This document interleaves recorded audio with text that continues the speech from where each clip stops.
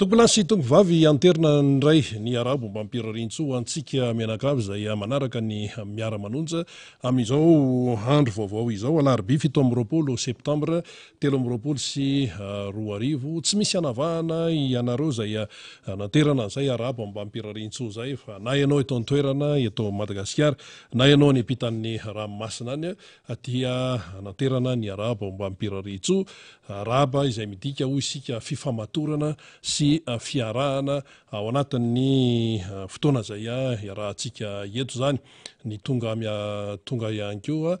tsy miaraba dia namantesitra fa dia ao anatin'ny hafaliana tanteraka mihitsy no iarahana aminao zany amin'izao miara-manonja eto amin'ny MBS ny Radio Mada izao ary ity fandaran'ity moa zany tsy hivona ihany fa afaka arahanao amin'ny MBS radio ny fahitalavitra MBS ny Radio Mada eo ihany koa ny Facebook sy ny YouTube dia ahafahanao manaraka ny fandarana arakaraka izay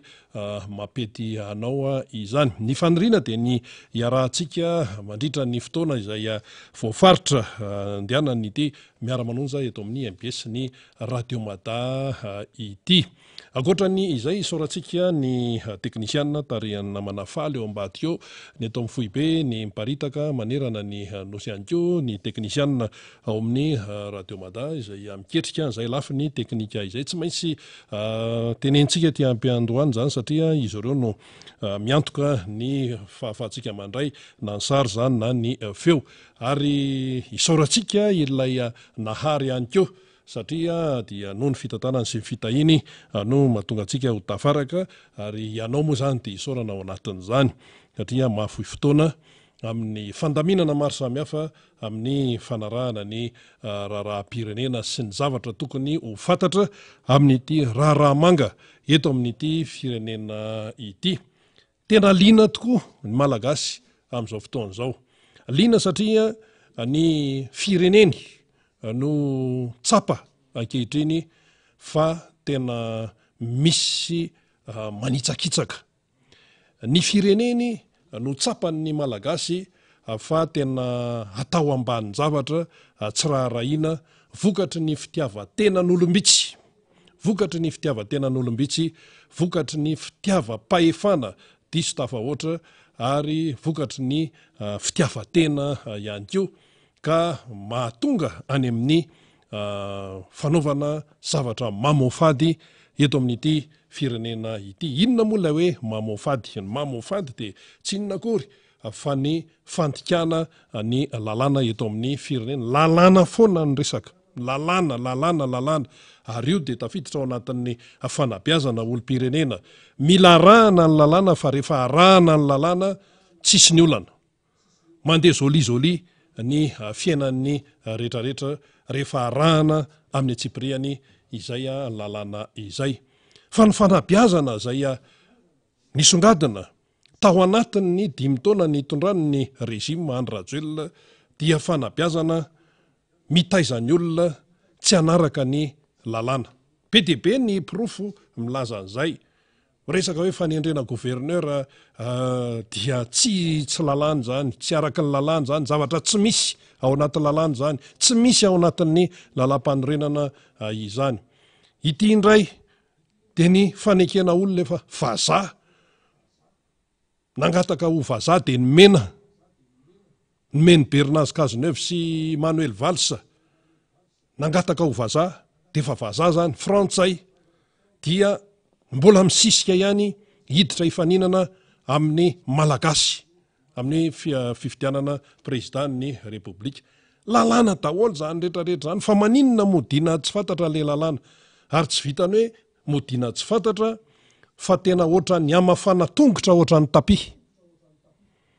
Ohatra ny hamafana tongotra ohatra ny tapi zany ny lalàna eto Madagasikara hoe tsy misy raharahiana ihany io fa izay tiana atao ihany no atao. Fa ianareo kosa, ianareo vahoaka malagasy, ianareo olom-pirenena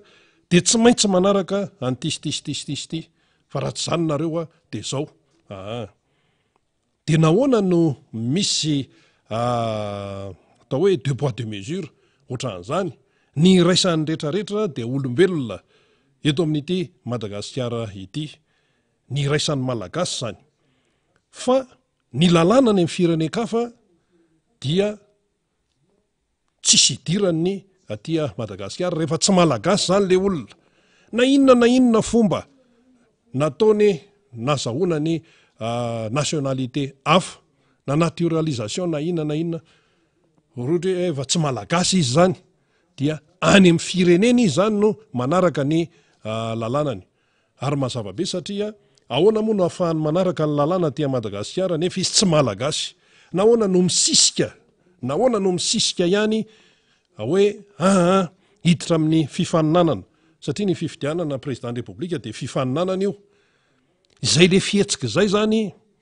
no voamarika ny rehetrarehetra inona no ho azavaitsika eo mantsy ny mahatonga an'izay hoe inona no mahatonga ny Andry Rajoelina zay efa frantsay mazava tsara manana kara-panondro frantsay misisika hifaninana amin'ny fifidianana filoham-pirenena eto Madagasikara ka mitady ny fomba rehetra ahafahana miverina eo amin'ny fitondrana satria izy efa nametram-pialana ka izy nametram-pialana fantatra tapoka izay zavatra nafenina nandritran'ny taona maro nandritran'ny 7 taona ane zany tsy nalala amin'ny malagasy hoe ay izy efa frantsay nilatsaka izy 2018 tsisy nalala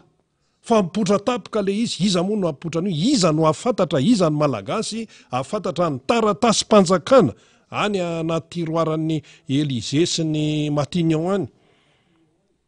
izany zavatra zany marina hoe mivoaka amin'ny gazety mpanjakana décret moa reny zavatra reny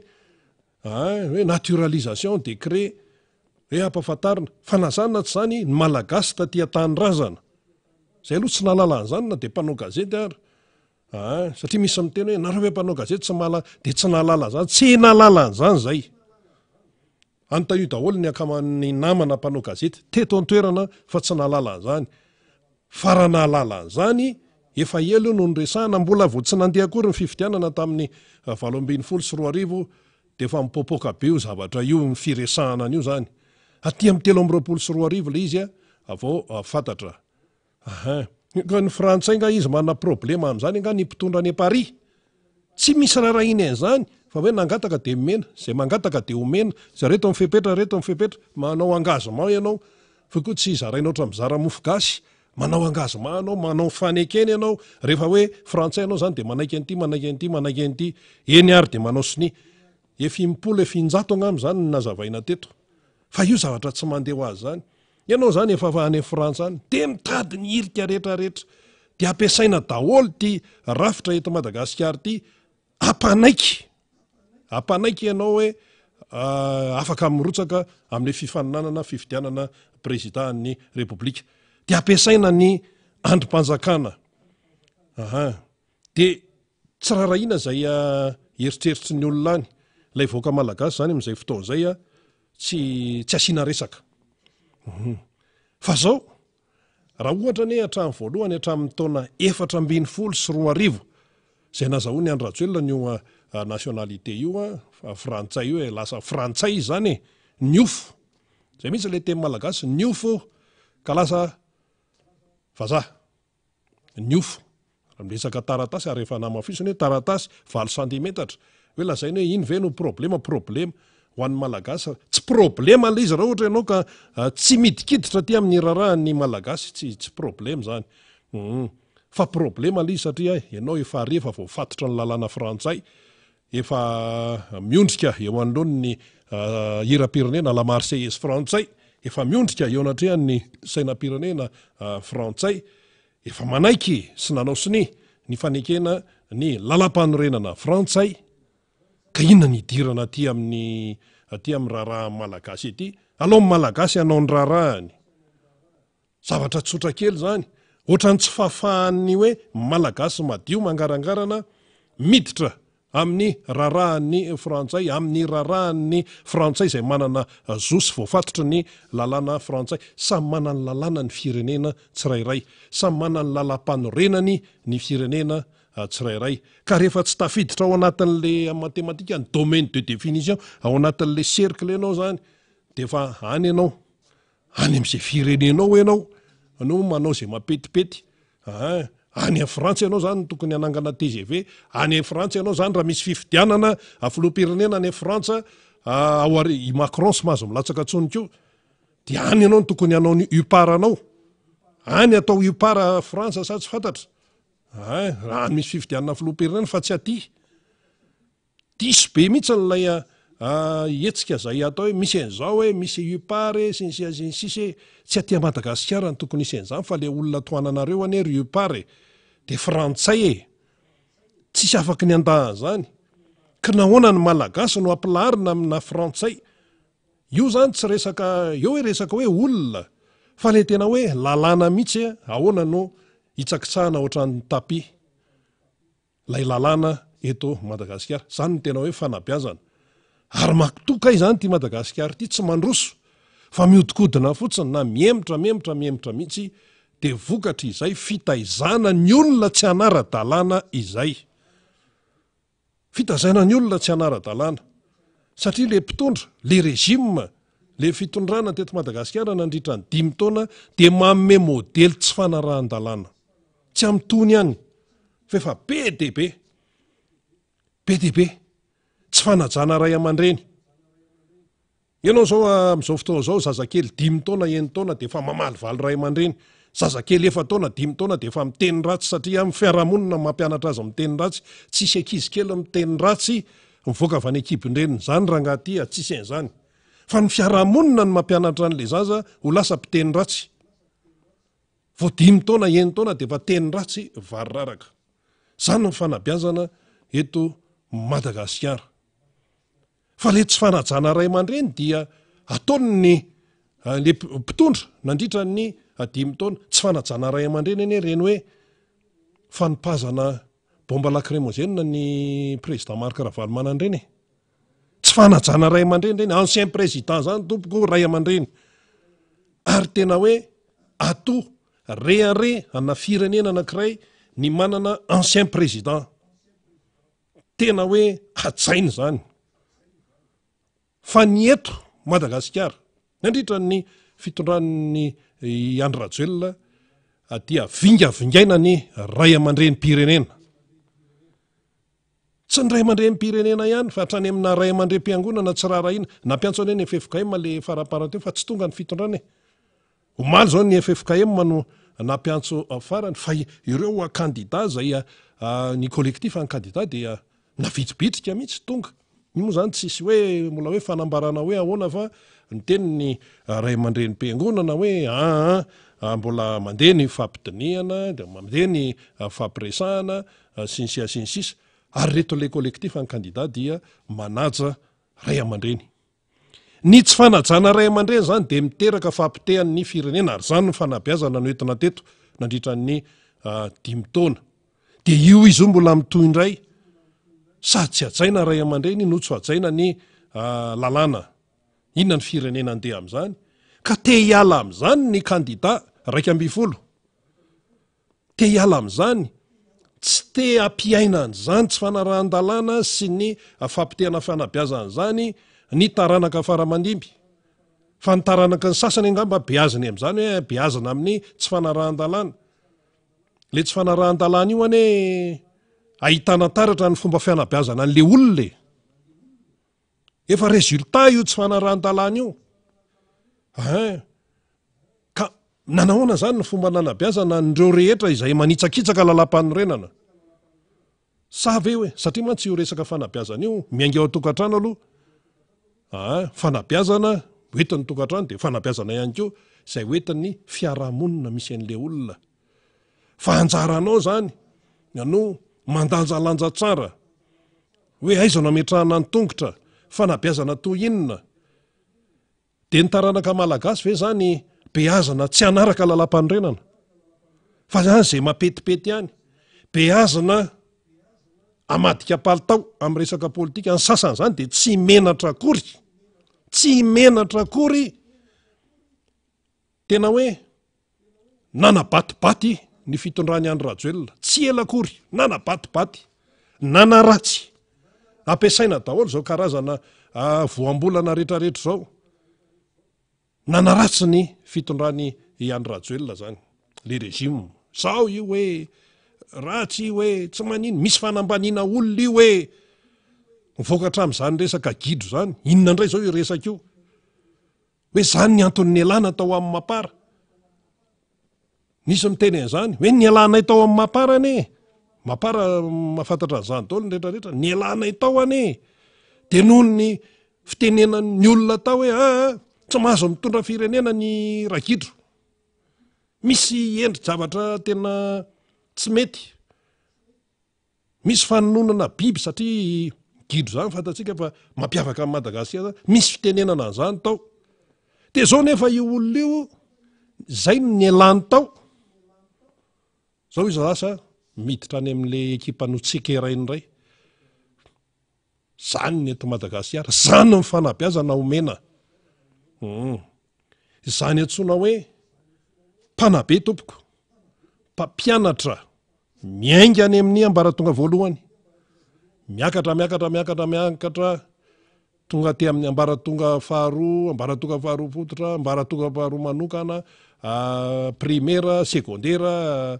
lycée, hatrany ambaratonga ambony. Ny mpampianatra dia fitaratra. Ezany izy hoe mampianatra. Misy ampitaina zany makany amin'ny mpianatra. Misy ny mpampianatra dia misy ny mpianatra. Fomba fitenan'ny malagasy ny hoe mba zanak'iza koa reny, mba taiza koa reny mianatra. Zany ny fomba fitenan'ny malagasy. Raha misy zavatra tsy mety zany ataon'le ankiza na ataon'le zaza, dia mahalaza azy kokoa ny hoe zaza, tsy fiteny loatra zany le hoe zaza maditra. Fa le zaza tsy maditraditra fotsiny amin'izao. Fa misy antony tao, nisy fanabeazana azo ny tao. Fa ny tena fiteny dia hoe zaza ratsy taiza. Zay no izy, zaza ratsy taiza. Ka raha ohatra zany ny mpanitsakitsaka lalam-pandroenana ataontsika hoe mpanao politika ratsy taiza, dia zay mihitsy le izy. Fa iza no mitaiza n'ilay mpanao politika? Misy mitaiza azy ao, misy tarafiny ao, dia hitsakitsahany lalam-pandroenana satria izay mifanabeazana azony. Dia ohatr'izany koa ny ankizy, ohatr'izany koa ny tanora. Fa le mampianatra ratsy ny tena tsy mety. Le toetra ratsy zany ataon'ny mpianatra, nataon'ny ankizy, dia vokatra ny fampianarana tsy manjary izay azony. Rehefa tsy manara-dalàna ny gasy, dia ny mpitondra azy zany no alainy tahaka. Manitsakitsaka lalam-pandroenana le mpitondra fanjakana, dia lasa koa le malagasy tsy manaja ny lalàna ny fifamoivozana. Epitana daholo ty toerana rehetrarehetra ty, efa misy etsiny tsipika ohatran'le tsy amin'lony garany saorano. Efa eto le tsipika fiepitana, mba nisy polisy moa zany tao mba nanao circulation, dia zao ohatrany tsisy tsony teo, polisy vavany teo, dia teto amin'ity miara-manonsy ty mihitsy ny tenenana io. Accident mahatsiravina ane raha mitrangy reny, sososo avany ny fiara, mepita avany le olona efa hita zao fa etsy ny toeram-piepitana, dia mbola eo amin'ny 2 metatra 3 metatra eo akaikin'le passage any le olona no mandeha, tsy manaraka lalàna. Ka tsy tonga ho azy zany. Ka mpitondra raha tsy manaraka, ka hoan zay ny terenareo anaraka lalàna, ireo mpitondra zay ray aman-dreny tokony amin'ny modèle raha tsy manaraka an'le izy. Manaiky ny tsy fanarahan-dalàna ko inona ny firenena andeha amin'izany, dia eto foana zany ty Madagasikara ty, tsy mety zany, tsy maintsy elany zany. Ka eo zay le izy hoe rehefa zavatra tsy mety no ataon'ilay mpampianatra na mpamme modely, dia aza manantena. Fa zao izy zay mamme modely ratsy no angorona ny olona lamba rehefa avy eo, ratsy be zany amin'ny malagasy. Hoe angorona ny olona lamba ianao, dika an'izany tsy miteny izy, fa tonga ianao dia hiatahany. Oatra ny lamba mpiasa zany, fiteny malagasy daholo zany. Ka misy le mpanao politika izy, mpampianatra izy, ny sasany eny amin'ny ambaratonga ambony mihitsy, mampianatra eny amin'ny ambaratonga ambony. Tadidin'ny olona daholo ny zavatra ny tenenina. Herinandro lasa, tapa-bolana lasa, ray volana lasa, na tamin'ny 10 taona lasa ara tadidy satria efa misy ny arsiva, hatramin'ny sary, hatramin'ny feo. Amin'izao fotoana izao tsy afaka ny andainga hoe zatsy ny teneny zany. misy ny teneny eto hoe tena droit absolu midina an-dalambe. Zao zavatra hafa ny teneniny. Any ny ariva dia alefa ny olona foana dia mba ahoana moa zany. Dia ohatr'izany hoe misy mpampianatra eny amin'ny université tena nafanavay amin'ny tsikera natao tamin'ny fitondrany Andry Rajoelina. Tsy mety ho tena tsy mitondra fampandrosoana zao, manome moral mihitsy. Fa iza moa zany ny tena mpaminome moral eto. Zany koa mbola fanontaniana mipetraka zany. Zao tapitapikeo. Dia tonga dia lasa ry amin'ny mpanohana Andry Rajoelina ry. Tazana ny olona. Dia inona? Fosain'ny olona. Fosain'ny olom-pirenena. Zao ve no ataony? Zao ve no atao? Eo ianao mitsikera sy ohatran' zany. Tsisy hoe fiovam-piainan'ilay malagasy ka mba hoe tena resy lahatra kosa fa efa mba niova le mpitondry. Fandeha taloha zany tamin'ny volana maromaro lasa na tamin'ny taona maromaro lasa nitsikera ny fitondrany Andry Rajoelina fa ankehitriny kosa mahatsapa fa tena misy fivoarana ka dia anohana azy indray. Tsisy fivoarana zany teto. Ary le Andry Rajoelina izay tohananareo aloha izay mpanohana azy dia tsy malagasy ary tsy afaka mirotsaka. Teninareo tenin'ny ACC dia tsy azo ivalozana. Hoe ka zany lalàna. Fa inona? Fa iza manao ny lalàna faratapana eto amin'ity firenena ity sy amina firenena demokratika? Ny vahoaka. Ny fahefana dia any amin'ny vahoaka. Zany ACC zany toko mbola mpiasam-bahoaka koa zany. Ohatran'ny solombavam-bahoaka, solotena ny vahoaka amin'ny fahefana mpanao lalàna. Zany CNI zany vao mbola mpiasam-bahoaka. Piasanareo reo. Piasam-bahoaka. Ny vahoaka malagasy mandony karamanareo ny etra alohanay no andoavana ny karamanareo fa nareo koa tsy manao asa gratuit. Fa karamaina. Tsy mitovy zany. Hoe anao asana bénévolat ndao raha atao hoe manao bénévolat zany ny asan'ny ACC, ny asan'ny CNI, ny asan'ny gouvernement, tsisy anao eo. Tsisy anao eo. Raha hoe bénévolat, hoe asa tsitrapona anaovana an'ity. Fa teto nefa nisy ny teny hoe za dia tsy handray karama mihitsy aloha mandritra ny taona ana fa ny karamako dia alefany amin'ny anasoavana amin'ny malagasy. Nisy ny teny zany teto. Efa taona maro lasa zay fa inona izay anasoavana amin'ny malagasy eo? Misy sationa mantso ho tany saitsika eto. Hoe nandritra n'iny 5 taona iny dia zao no problema nitranga. Zay tsy mbola voava hatramin'izao. Miala bala foana, Covid, niady any Ukraine. Fa nga niady Ukraine rangaty farana rapitso na rafaka pitso. Herinandro ny eritreretan'ny Poutine andravana ny Ukraine sy ampandoliana ny Ukrainianina. Herinandro. Fa hatramitsika amin'ny teny zao. Mbola tsy mifarana ary tsy fatapatatra koa ry Rovino ny farana. Lasa mivadika lazonady le izy. Efa manomboka reraka ny any Russia, ny vahoaka Rosiana satria ny zana, ny anada, ny rainy alefa miady any. Ady tsy hita hoe ahoana. Resaka ampipo fotsiny. Hoe te hamerina ny firaisana sovietika, ny tanjaky ny sovietika tany amin'ny taona efa nidiavana tany aloha tany. Zay fotsiny resaka ampipo. Fa tsy mandinika tsara hoe ahoana sy ahoana. Ny Rosiana efa kamo amin'ny io ady io. Fa didohan'ny Poutine moa zany mbola mandeha eo. Marina hoe mety eo ilay fitiavan-tany-drazana any anatin'ny Poutine any fa ny azy fitiavan-tany-drazana miampy zavatra avoleta. Misy resaka Wagner sy ny sisa. Zany zao mbola fanontaniana mipetraka daholo zany. Ka resantsika zany momba an'io hoe inona moa zany mahatonga Andry Rajoelina isisika hifaninana amin'ity resaka fifidianana président république ty. Ary nasahany teny hoe tsy maintsy lany za stratézy. Fa misy koa ny stratézy lavitra no i Andry Rajoelina. Ireto candidat 250 reto izay mivondrona anatin'ny collectif dia sahanay mihitsy amin'ny teny fa reo ny tena stratézy. apetraka daholy, apetraka ny mpanohana ny fitondrana daholy, satria mbola fitondrana izy amin'izao fotoana zao, satria olon-Rajoelina ihany tsay Kristian, Rajoelina egalina tsay egalina Rajoelina izy ihany io, satria gouvernemanta tamin'ny androny ihany ene no eo dia ahoana moa no atokisan'ny olona an'izany raha resaka gouvernemanta, ACC tsy atokisana ny CNI vao mainka loza tsy hisy matoky an'io, ny gouvernemanta koa tsy hisy matoky. Inona zany ny lalana makany amin'ny mba hatonga ny firenena tena andehany amin'ny fifidianana tena hoe eken'ny rehetra madio sy mangarangarina ary ipetrahany fampitokisana. Zay mantsy aloha ny tena zava-dehibe. Mila mipetraka aloha ny fampitokisana. Ianao matoky za matoky ianao, ny vahoaka malagasy matoky ny rafitra mpikarakara ny fifidianana,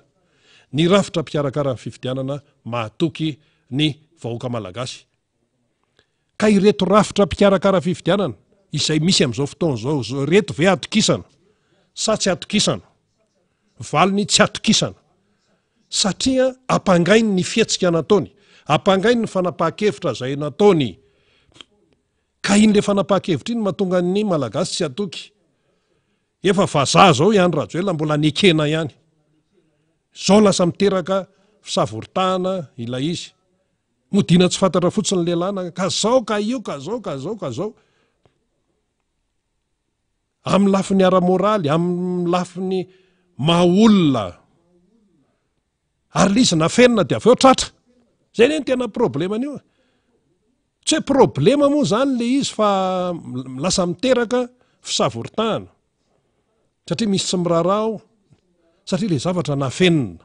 Fa io hoe mahafrantsay Andry Rajoelina io raha tamin'ny 2014 tamin'ny 2024 no efa fantatra mazava tsara zavatra fa no seho teo fa lizy nafenina nga nisy ny resaka an'io mihitsy. Za dia tia tanyrazana ny raha mikoriana atao anatiko tsy hisy miraraha zany. Fa ahoana le lalàna? Ny olona rehetrarehetra dia ambanin'ny lalàna ary mipanohana ny fitondran Rajoelina mihitsy ny tena mpamerimberina an'izay. Hoe ny olona rehetra na iza dia tsy misy ambony lalàna fa ambanin'ny lalàna. Marina zany. Faza tenenina fotsiny fampiarina. Fa tenenina lizy nefa ny apahany ery tsy tratra n'ilay sanction na sazy rehefa tsy manara-dalàna. Firifiry izay tsy fanarahan-dalàna teto amin'ny firenena izay nandritra ny 5 taona.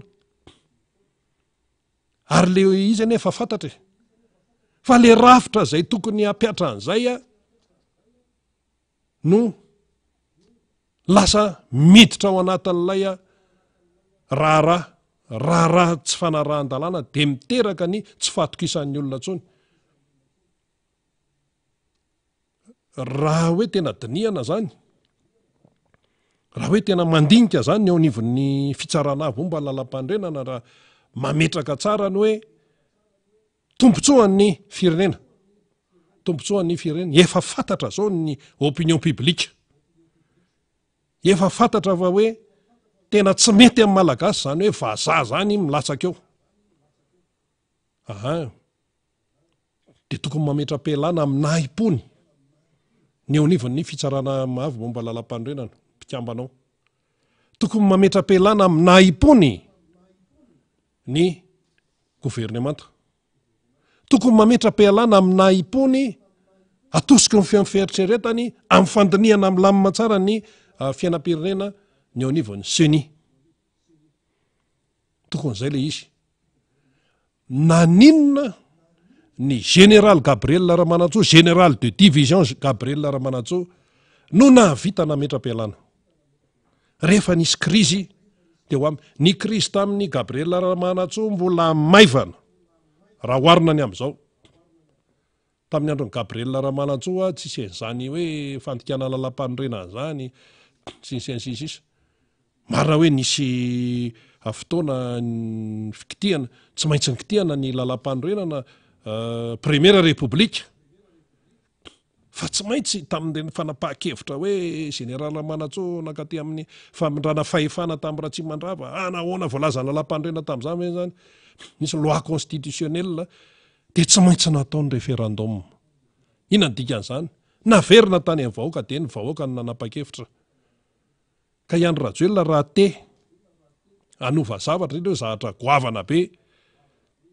Misy mantsy hoe révision constitutionnelle zao hoe fa amin'ny zavatra goavana be zany raha te hikitika anao vahoaka ny tompo-pahefana amin'izany. Nga izy ny ananeritreritra hoe ndeha hanao référendum, zany hoe chef de région lehibe amin'ny faritra zany hoe tena rafitra goavana be ane zany eto Madagasikara. Ny tonga dia gouverneur nataonao solony ao. Zany zao tokony tena vahoaka manapa-kevitra an'izany fa tsy olona anankiray. Dia mody sarotsarony hoe vonjy maika io vonjy maika. Zany ve dia mbola tsy hatonga saina malagasy ihany zavatra ohatran'izany. Vonjy maika nefa tapitra mandahana nametra-pialana izy mbola eo le gouverneur ny teneniny hoe manao asa vonjy maika ny chef de région na ny lehibe amin'ny faritra. Dia zany ve dia tsy mbola mazava amintsika olom-pirenena zany zavatra any. Dia akamasiny ao anivon'ny ACC koa raha zay fotsiny tsisy miteny ny ACC hoe vonjy maika ahoany. Eto misy an'izany hoe ministre par intérim mandritra 9 mbolana. Zany ve dia vonjy maika? Efa tapa-taona ane zany e. Ny any ivelany any rehefa manova ministra, ty zany mba tsetsatsetsatsyatra. Tena hoe raha ohatra hoe raisitsika ny any Frantsa, io mantsy mba akaiky antsika sy mahavatana antsika. Tena hoe ray andro dia miova ministra, tsisy an'izany par intérim zany, fa matoa ianao manao par intérim lava be eo raha miresaka any amin'ny fanoloana ministra, mizatra tsy mazava ao, mizatra mila reglenao. Fa ny olona rehefa manova ministra tonga dia ray andro ihany e. Manova prime ministre tonga dia tsy ela be zany. Tonga dia reto mpikambana anaty gouvernement ohatra ny Ramatoa Elisabeth Borne io zao prime ministre frantsay. Mananaraka tsara an'io ny tena fa rehefa hoe madama Elisabeth Borne no voatendry prime ministre tonga dia fa ora no isaina dia mitsangana ny gouvernement. Izy amin'io tsy manam-poako hoe izy no lasa prime ministre eo. Fa efa fotoana akaiky amin'ny fanendrena zay vao nitenenina hoe ianao no prime ministre tonga dia kitatatata za aingana be fomba fiasa. Tonga dia ranona ministre n'izao, ranona ministre n'izao, ranona ministre n'izao ny secrétaire am-panjakana momba zao. Fa ny eto Madagasikara zany ny fanabeazana sy modely no entiny ity fitondran'ny Andry Rajoelina moa zany zay efa mifarana. Ka raha misy zany hoe mpanohana le izy anie jereny aty ivelany le tena TGV anie ka frustré. Marina hoe raha tokantrano zareo any zany fa tsara mba ho fantatsika frustré ohatran ny lasa miafiafy le tena TGV le tena mpanohana hatramin'izay fa tonga dia nidirandry Paul Rabary, nidirandry Pety, nidirandry Maranty. Dia eo zany le TGV le tena hoe nanohana le tena masaka ara-potikevitra resy lahatra tamina fotikevitra. Lasa miafiafy amin'izao fotoana zao. Eninay ane zany feo zany e. Eninay zany. Maro ny resaka samy mpanao gazety miresaka. Zao ny elitiny tena fandehany eo e. Ny resaka politika moa politika ny toeram-piasana samy manana ny toeram-piasany. Fa amin'ny hoe ao anaty sehatra anankiray ny tontolo ny fanaovan gazety dia mpanao gazety foana. Ohatra ny dokotera io, ohatra ny ingénieur io, mpivady ara tsy mitovy hevitra ara-politika. Fa amin'ny fitiavana amin'ny mampitambatra n'ilay mpivady. Dia ohatran'izay koa mpanao gazety foana samy miparitaka any dia rehefa mihoana dia ahoana ity ahoana ny fandehany eo. Dia reny namany reny no mitantara tsy ao ny ity zavatra tena frustré le tena le mpanohana le nafatrapohatra amin'izay lasa frustré, lasa miafiafy. Efa ahoana? Aka nitsofohandry Paul Rabary, nitsofohandry Pety, nitsofohandry Nandriamantavy.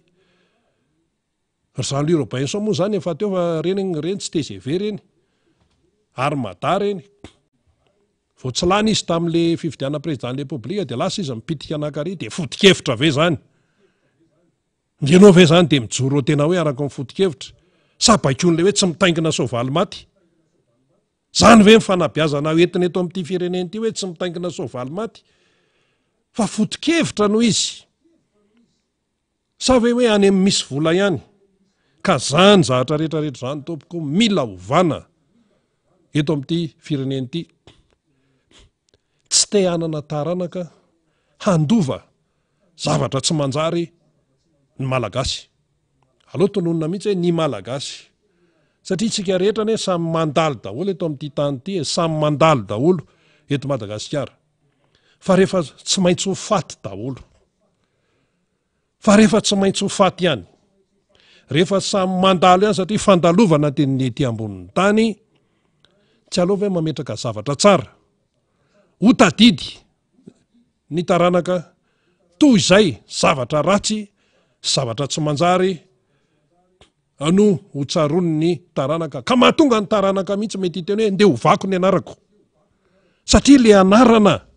izay noentin'ilay ray aman-dreny tany aloha dia anarana manala baraka satria nametraka tantara ratsy teo amin'ny antsoina hoe Madagasikara. Saranga andeha hanova anarana mihitsy a. Fa tena rabirabin'ny mpiara-mianatra. Tena misy zany a. Raha ohatra ka le ray aman-dreny tany aloha zany nanao zavatra tsy nanjary tao amin'ilay firenena, ka mitondra ny anarany ilay ankizy, ilay zafikeliny, na ny zafin-dohaliny na ny zafikitrokeliny, fa le anarana mipetraka foana na tany amin'ny 50 taona lazara. Dia rabirabin'ny namana izy ao am-pianarana hoe elahy taranaka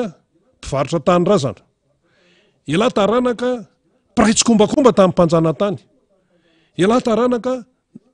niraitsi-kombakomba tamin'ny famonoana ny dadabe anay izay niady ho an'ny fanafana Madagasikara satria ny dadabe anay na bebe anay tany anatin'ny MDRM, tany anatin'ny jiny, tany anatin'ny Panama, saotran'izany. Tsy misy idirany le taranaka le izy hoe nieliko ny ray aman-dreniny tany hoe dia mbola hoentina ty anana ty, fa tsy azo kosehana. Dia ozany sasany hoe zaranga tena andeha hanova anarana. Ohatran'ny fianakaviany tao amin'ny fianakaviany Ben Laden, hoe mpampiororona laza be maneran-tany dia samy nanenjika moa fa i Barack Obama no fitondrany Barack Obama no nahatratra sy nahafaty an'i Ben Laden sitrika tamina trano anankiray tany Pakistan. Dia nanova anarana mihitsy le ramatoa. Ohatr'izany koa i Hitler izay namono olona matapitrisany, nanova anarana le taranany sasany satria tsy maty vonoina ilay anarana izay mipetraka iny satria nanao ratsy tao amin'ilay fiarahamonina, nanao ratsy teo amin'ilay firenena, nametraka modely ratsy, dia le taranaka no mibaby an'iny. Tsy misy idirany le taranaka. Ino moa ny idiran'izay hoe zafin-dohaliny na zafikeliny na ny zafiafiny amin'izay zavatra nataon'le ray aman-dreny tsy nanjary tamin'ny fotoan'androny. Tsy misy idirany le taranaka teo aoriana izany. Vao iny hoe tonga hatramin'le hoe amin'ny fomba fisaina malagasy, tonga hatramin'le hoe olona tsy faka taranaka ireny, manafatrafatra fianakaviana mihitsy, manafatrafatra taranaka mihitsy, fa tandremo any amin'ny resaka fahendrena malagasy no hahenona zany. Zany hoe rehefa tena tofo, rehefa tena hoe tsy mahita vahaolana intsony ny malagasy ao anatina fiarahamonina malagasy zany ao anatina fisainana malagasy zany dia tena tonga hatramin'izany le izy, manafatra taranaka mihitsy, tandremo fa renene ka ohatr'izao, renene ohatran'izao, renene ohatran'izao. Zany ny fomba fisainana malagasy zany. Dia ny olona moa zany dia ao koa le hoe tena niendry mody voky fa ny adala manesika ihany. Eo anatin'ny firenena io zany, ao anatin'ny fiarahamonina io misy adala dia misy endrika. Efa mena zay le famaritana. Tsy zany namorona an'izany fa ny tolo no ny teny an'izany, ny endry mody voky fa ny adala manesika ihany. Zay le izy. Vary be menaka ambany labasy io, vary be menaka any ambanivohitra io, midira izay mbola tsy ninana. misy mitady vaolana ao anatin'le izy hoe tena ndao ifampiresaka sy efa elany zany no nresahana teto ndao ifampiresaka fa rahantsika samy malagasy ty ny alabala mihitsy ay misy zavatra ao ay le olona kiraika tsy malagasy fa frantsay fa nafeniny ahoana moa izy niditra amin'ny fampiresahana oatra zany zay ane saro tiavina oatra ny atody lamokany voasana vao mamoaka fofona le fofona voakana atody lamokany fantatsika zany zao oabolana vao miforoniko teo zany fa mahadika n'le zavatra miseho ato zany mitady hoe ndao io zao ny FFKM vao maly nampiantso izy amin'ny maray aman-dreny azy fitadiavam-baolana ny reny samy zanaky ny fiangolana daholo na misy aran-tsipivavaka fa zany FFKM zany ray aman-dreny efa betsaka izay zavatra niseho teto amin'ny firenena zay fa raha mbola afaka soroana de tokony soroana le izy zay le foto-kevitra fa ny sasany ao anatin'izay ohatran'ny atody lamokany sary tiavina ohatran'ny atody lamokany io voasana vao mamoaka fofona tsy manjary de avelo zany ve ao ka misy zany tsy te hiditra mihitsy ao anatin'ilay tontolo mpandaminana eto amin'ity fireneny ity tsy te hiditra izy fa ny azy ihany misy anton'izay rehefa tena natao ny fandrininy maninona ny mbola misisika any maninona ny tsy manaraka lalàna fa dia anao dido de nonao zany ny fanazavana avy any amin'ny mpanohana ny Andry Rajoelina any de zao ny enonao any le firenena efa mizotra makany amin'ny fifidianana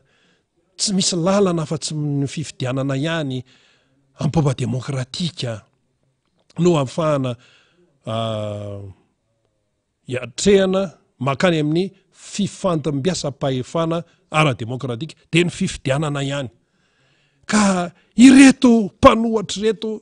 de tsy mikatsaka afa-tsy ny fanakorontanana kanefa misy ny basket fondy ny any velany aza dia manampy atsika amin'ny alalan'ny basket fondy zay zany mba lazainy zareo de hoy isika manao hoe fifandimbiasam-pahefana mipomba demokratika tsisy mandaha zany marina zany fa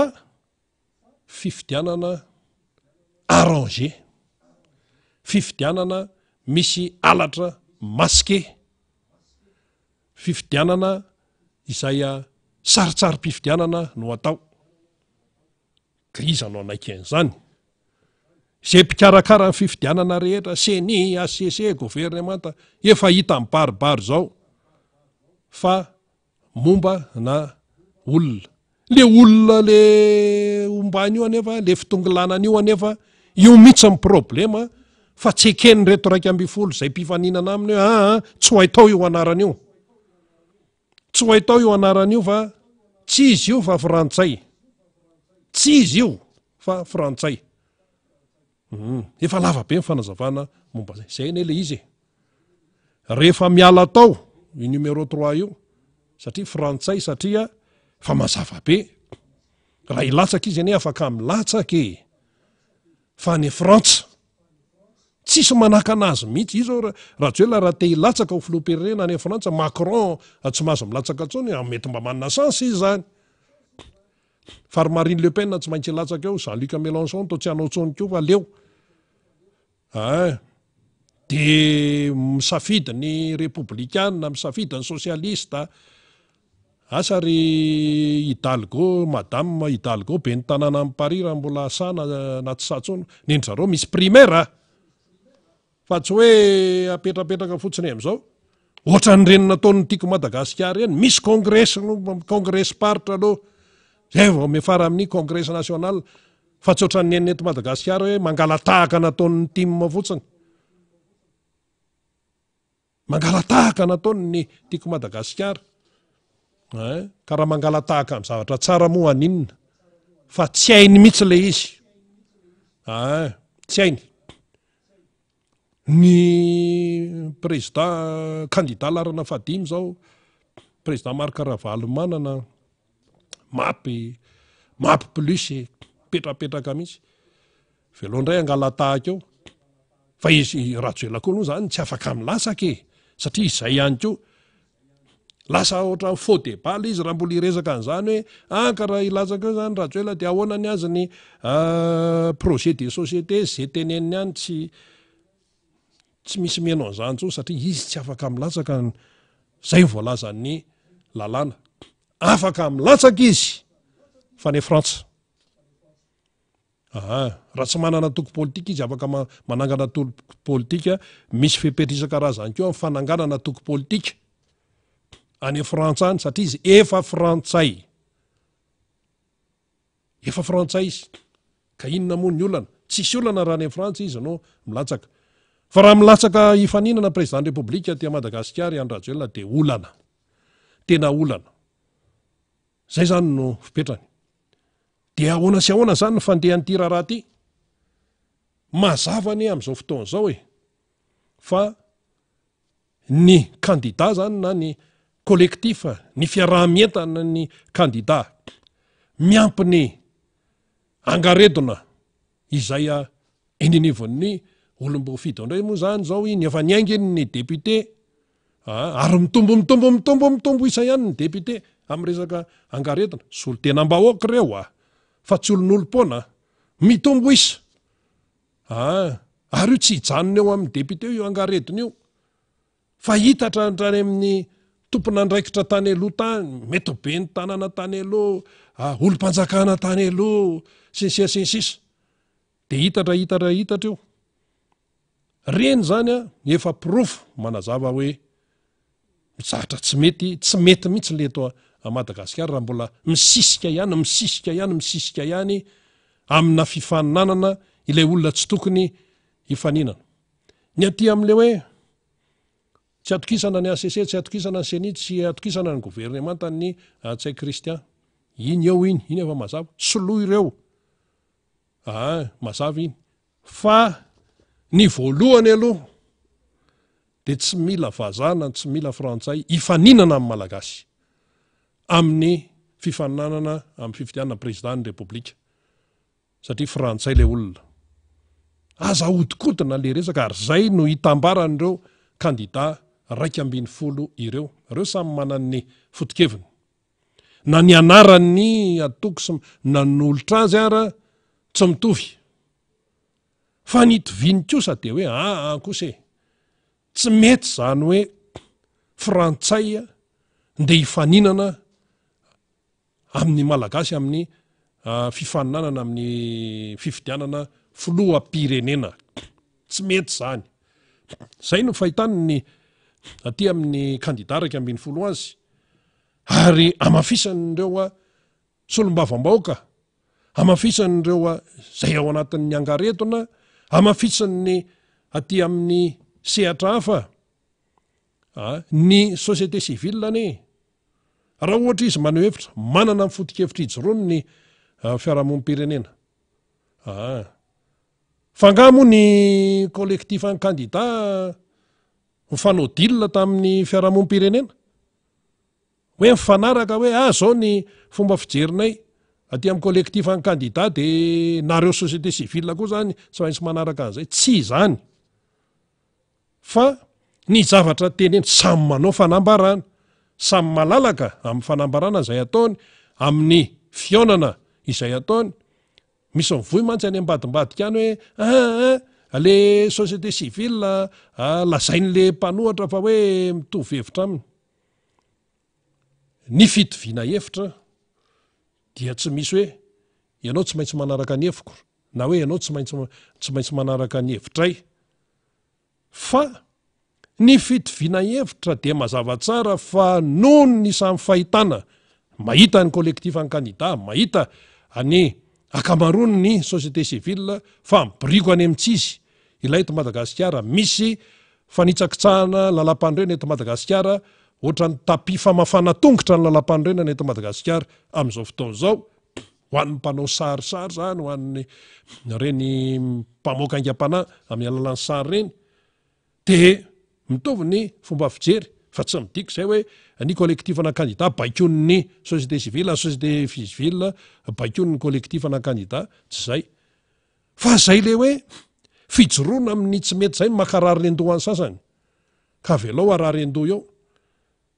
de ny mpanoana ny andry Rajoelina zany zao de mbola mifikitra any hoe io ny CC mahazo toka eo amin'ny ACC eo efa mipetrapetraka tsara ny eo amin'ny CENI eo petrapetraka ry zareo matory ny andry Rajoelina sy ny mpanoana ninninona nataony lisany Rajoelina tsy maintsy lany eo de hiteny koa ny atao amin'ny collectif ny candidat hoe ninninona nataonareo tsy misy Rajoelina ao anatin'ny liste ny mpifaninana ho mpifidy eo satria frantsay afaka mirotsaka izy fa any Frantsa de zay te hanoana azy zay te hifidy azy zany amin'ny fifidianana filoham-pirenena any Frantsa de mangatahako frantsay keo de afaka manoana azy any zay le tena hoe hatramin'ny farany zay le izy fa tsy aty ny zavatra aty Madagasikara zavatra hafa tompoko Madagasikara ho an'ny malagasy fa tsy Madagasikara ho an'ny vazaha tsy zany namorona an'izany fa ndray aman-dreny niady ho amin'ny fanafana n'ity firenena ity no niteneny zany Madagasikara ho an'ny malagasy malagasy ho an'ny Madagasikara ary zay tompoko de tena fiera mihitsy amin'ny maha-malagasy misy miteny mantsy any ananiny hoe tena tsy naninona ary any tsy mba amerikanina naninona ary any tsy mba anglisy fa tena malagasy tena afa-baraka vao manonona fotsiny hoe malagasy de efa tondron'ny olona monitra de zany hoe diso ela diso be fa tsisy an'izany firenena tsy azo ampivoarina sy tsy azo ampandrosoana zany firenena efa potipotiky niady ary tompoko tafarina firenena rotodrotiky ny ady atrano firenena efa potiky ny zera-bomba zany Berlin zany tena tsisy tamingana trano mitsangana ntsony tamin'ny volana Mai 1979 tsisy tsony fa potika tena hoe ruine potika fa tafarina marina hoe nisy ny fanampiana ny point aérien sy ny sisa fa miainga tamin'ny vahoaka allemand ihany koa ny fanarenana indray ny fireneny zany Rwanda zany firenena potika tsisy azo andraisina mifanentsika tamin'ny antso-be sy mifamaka ny Rwandais no tosiny Tutsi tsisy an'izany teto Madagasikara fa potika le firenena fa tafarina indray ary matanjaka lavitra noho i Madagasikara izay be zesta rehefa mahazo micro any amin'ny Nations Unies ny mpitondra farany teo rehefa mahazo micro de Madagasikara tena paradisy Madagasikara tongavany Madagasikara ho anareo mpanambola fa tena afaka mampiasa volanareo aty Madagasikara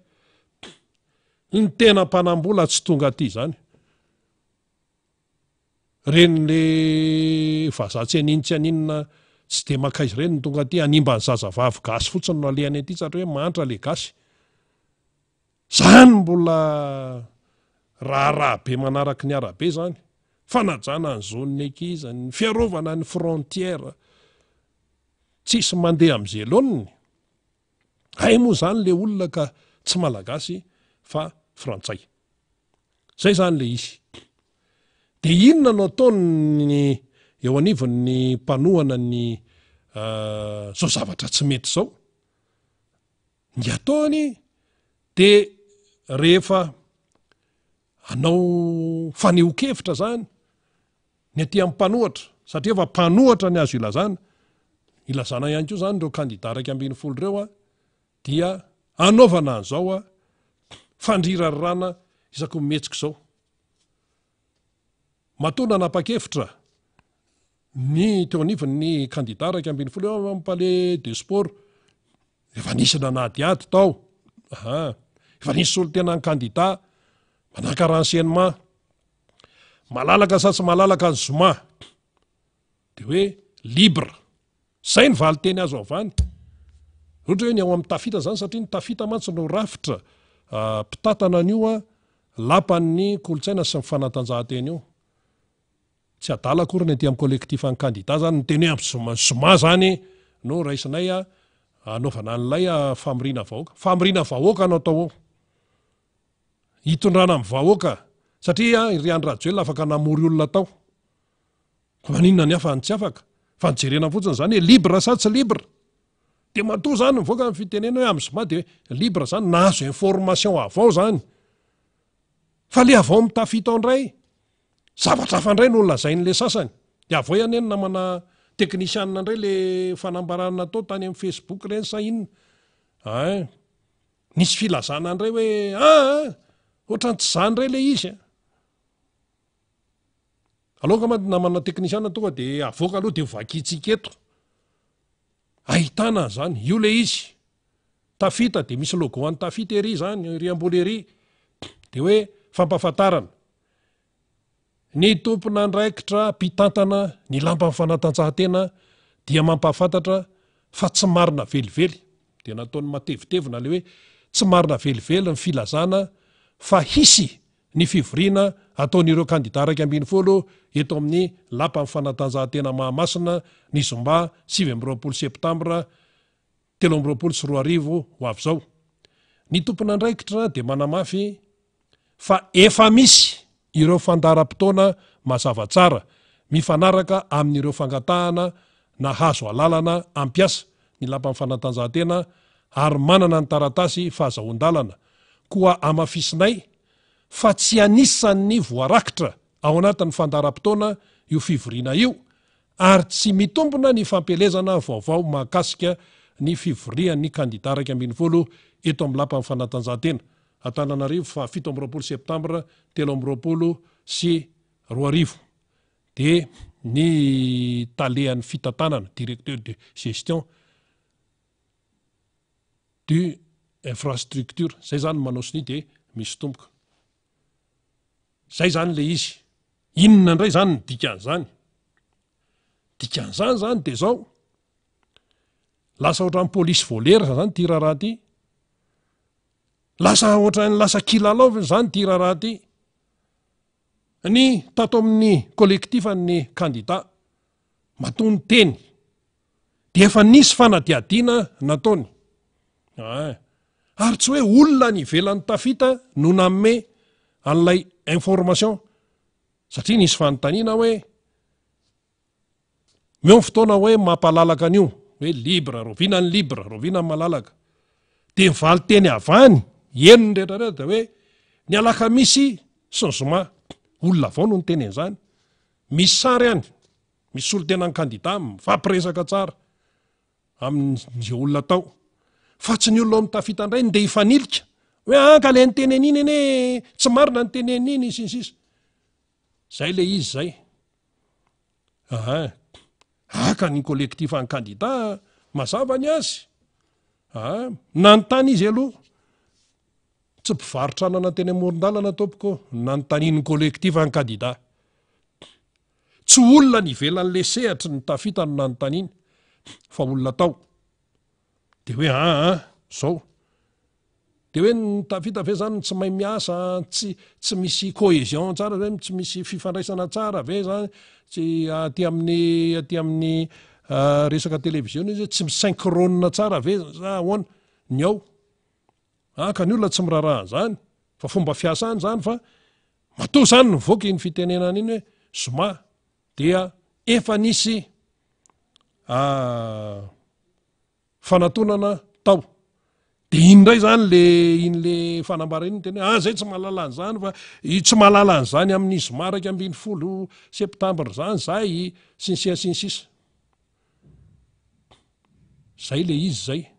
Fa ny fomba fijerin'ny olona manoloana an'izany de tsotra fotsiny. Rehefa ny mpitondra, rehefa ny mpanohana ny Andry Rajoelina ny mangataka de mahazo. Zay. Efa navoaka ny noty, navoaka ny tany amin'ny ministeran'ny atotany. Tsy maintsy any anaty rindrina efatra vao mahazo mamory olona. De manao ny ekipan'ny Andry Rajoelina tany amin'ny CCI iny rindrina efatra ny CCI teny Ivato hoe. Palais des Sports rindrina efatra fa maninona rehefa ry zareo no manao de mahazo. Zay fotsiny ny olona tsy te hiditra amin'izay pitsopitsony ihany. Fa maninona rehefa ny mpanohana ny Andry Rajoelina no manao famirim-bahoaka sy manao izay ataony any anaty rindrina efatra dia afaka manao fa maninona rehefa ny aty amin'ny mpanohatra dia arirarira na sakanana mihitsy, sakanana amin'ny alalan'ny tompona ndraikitra, sakanana amin'ny resaka family viliana, fanliana ndraikitra, na sakanana amin'ny alalan'ny fampiasana maramila, fampiasana polisy zandary, sakanana ohatran'izay. Ho avy eto ny Nations Unies androany, anio no ho avy eto ary hijanona eto mandritra ny 7 andro. Ireo kolektifa ny kandida reo dia tsy maintsy amotsopotsitra eo analohan'ny firenena mikambana hoe zao ny zavatra tsy mety eto, miaraka amin'ny pirofo matanjaka. Lizy mantsy tsy tenitenenina fotsiny fa lasa ohatrany hoe zavatra savoana, fa filazana ny toe-javatra misy miaraka amin'ny pirofo matanjaka, pirofo tsy azo ivalozana ny aminy hoe misy fanitsakisana lalam-panorenana eto, misy misisika hiditra ao anatin'ilay fifaninanana nefa tsy manaraka lalàna akory, tsy voafaritra ao anatin'ny lalàna, misy vazafy rantsay misisika hiditra eo dia nakamasininy rehetra, nekeniny reto rafitra reto, nekeniny ACC, nekeniny tany amin'ny fitsarana na ame certificat de nationalité, ka izahay kandida raika ambin'ny folo eo anatrehan'izao tontolo zao, satria firenena mikambana tompoko dia izao tontolo zao amin'ny ankapobeny. Zany hoe misy firenena ihany eto ambonin'ny tany tsy ao anatin'ny firenena mikambana, tsy voafatotry ny eo anivon'ny firenena mikambana. Fa ianao zany raha vao eo anoloan'ny firenena mikambana amin'ny ankapobeny dia eo anoloan'izao tontolo zao. Ka tsy maintsy ho teneny ireo kolektifan'ny kandida reo zany. Fa ny Nations Unies mahafantatra an'io mahafantatra ny zavatra misy eto hoe aiza ny tena fototry ny olona, na fototry ny olona dia Andry Rajoelina milatsaka satria izy vava frantsay. Zay le fototry ny olona io, satria manontany daholy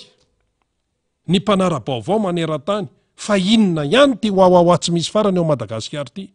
fa inona ny problema ao e. Zany Madagasikara zany to tsy de fandre zany raha resaka hoe gidragidra sy korotana, fa raha vao hoe any Afrika dia efa Sahel ny ao an-tsain'ny olona. Raha hoe misy gidragidra ao ny Afrika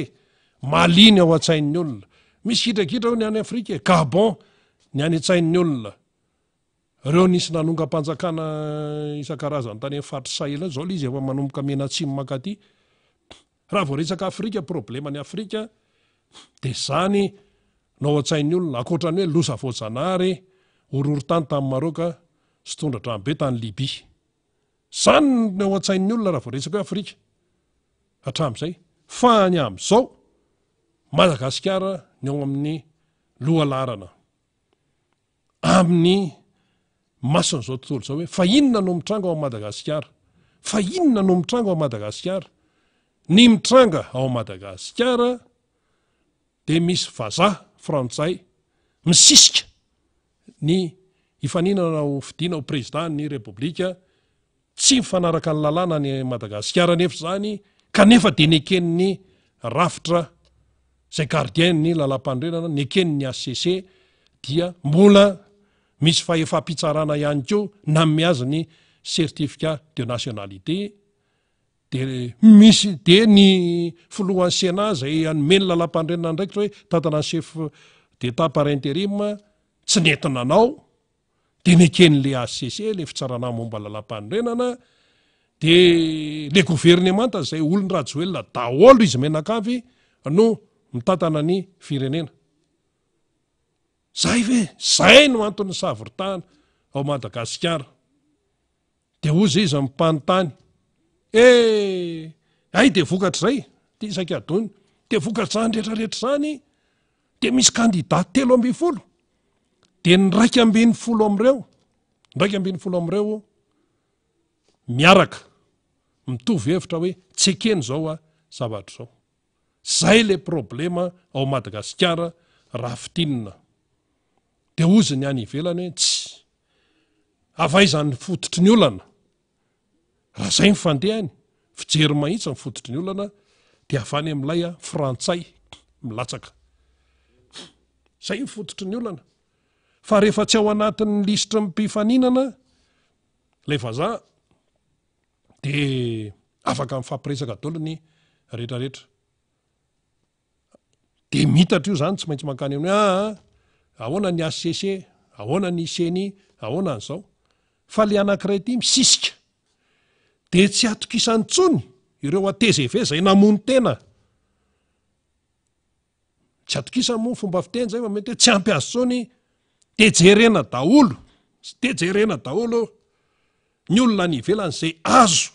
azo resanako hoe ndao ato aminay ato ao ato aminay ato tsy resaka foto-kevitra tsony zany no mibaiko amin'izay fotaon'izay fa tena resaka hoe intérêt manokana raha izay no azo ilazana azy zay no afaka anotsiana azy vao tamin'ny farany herinandro teo ny tenanay no fampiresaka tamina mpanao politika tsy tononoko ny anarany andro alahady io avy ny angony zay ny maraina zany de nisy nale ny tolakandro ny après midi de mifanena tany mpanao politika de nyresaka tamiko hoe tena zao izy nisy ny resaka hoe andao hiditra any amin'le upara moa zay na filaza teo hoe vovonana indray zany ngezabe zany izy io na tonitonina kely tsy fantako zay ilazana azy eo io moa tsy fantatra moa zany hoe ho tenenina hoe ny abetsahan'ny olona ve ny mahalehibe azy sa inona hoe ndao anohana ny Andry Rajoelina hoe fa ahoana zany ka ianao tsy inona tena hita hoe manana maizy azy manana poids manana tena hoe toteny tonontonona daholo zany ny atao hoe tena hoe zavatra mampiavaka an'le olona andao hiaraka ao fa ao misy tompontsoany sy ny sisa inona ny zavatra tadavinao ohatran'izany de ozy le olona hoe mandalo nareo mandeha fa tsy an'le izy fa ny anahy foto-kevitra nisy ane zany de lasa izy samy izy eo ihany no samihafa ny zavatra lazainy efa misy frustré ao nisy zany reo tena hoe mpanoana ny Andry Rajoelina efa hatramin'izay namony tena nafoifananana sy ny rehetrarehetra lasa miafiafy ka normal be zany zay le fomba fiteny eto amin'ny miara-manonjy eto normal be satria lasa fahalemena zay zavatra zay zany tsy misy hoe zavatra hoe tenitenenina fotsiny fa afaka manaprofo zany ny ao lasa frustré sasany lasa miafiafy fa tonga avany reto zay olona zay nanaratsy tsy resy lahatra tamin'le politika de tapitapika eo de resy lahatra indray tokatra amin'izany hoe ny firenena hoe ahoana hoentina olona tsy mahay tsy solaitra tapitapika eo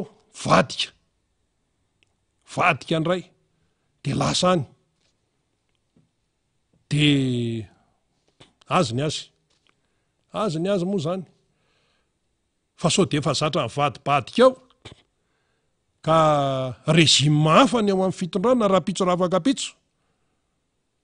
de hieritreritra hoe nde hijokojoko indray de hoe zay indray araka ahoana ny rahana amin'ny olona ohatran'izany mivadibadika ohatran'izany tsy foto-kevitra ny hijoroana fa resaka tombontsoa resaka kinamanamana sy ohatran'izany hoe aiza misy tombontsoa aiza misy vola sy ny sisa ny vola tsy maintsy ampiasaina rehefa misy zavatra atao zany indrindrandrindra hoe hiatrika fifidianana ianao sy ny sisa tsy maintsy mampiasa vola ianao fa raha ohatra kosa hoe le vola no entina amatorana hoe ario any ny foto-kevitra ao fa tiany vola dia ndao hiaraka ty nefa le foto-kevitra tsy maharesy lahatra anao de mitovy amin'ny varoteny zany mitovy amin'ny mivarotena izany mampanofa vatana ndao ataontsika fiteny mihaja kokoa mitovy amin'ny mampanofa vatana zany hoe tsy araky ny eritreritra olo izy fa minimikipy ianao zany noho ny fanatambatambazana ny zao de zany le tena zava-doza satria akoatran'izay rehetrarehetra zay de maizy ianao mihitsy ny voahitsakitsaka tsisy lanjantsony ianao rehefa amin'ny fotoana manaraka rehefa tratran'izay rehefa voafatotra zay satria zay fahalemen'ny malagasy zay mifalemen'ny malagasy. Ny sasany ray mety manana dosie maloto any, de mba ahafaha miaro tena aloha zany mba tsy hikitikitiana an'iny de aloha miditra ato. Zao anefa matoa zany reto kandida 250 reto mijoro tsy manaiky satria zay ny tena hitambarandry zareo a. Reo ne tsy nitambatambatra fahatany fa vao hoe misy frantsay milatsaka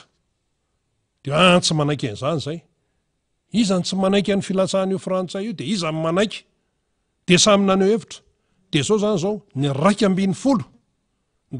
tsy manaiky ny latsahan'ny ilay teratany frantsay anankiray amin'io raharaha io. Zay foana ny resaka aloha, zay foana ny resaka. Raha vadika zany no fomba fiteny azy, fomba fiteny ny anivon'ny kolektifa ny kandida no miteny de hoe esory any ilay frantsay fa tsy mety amin'ny eto Madagasikara satria tsy sehatra hifaninana ny aty fa any amin'ny firenena izy no afaka mifaninana malalaka tsara.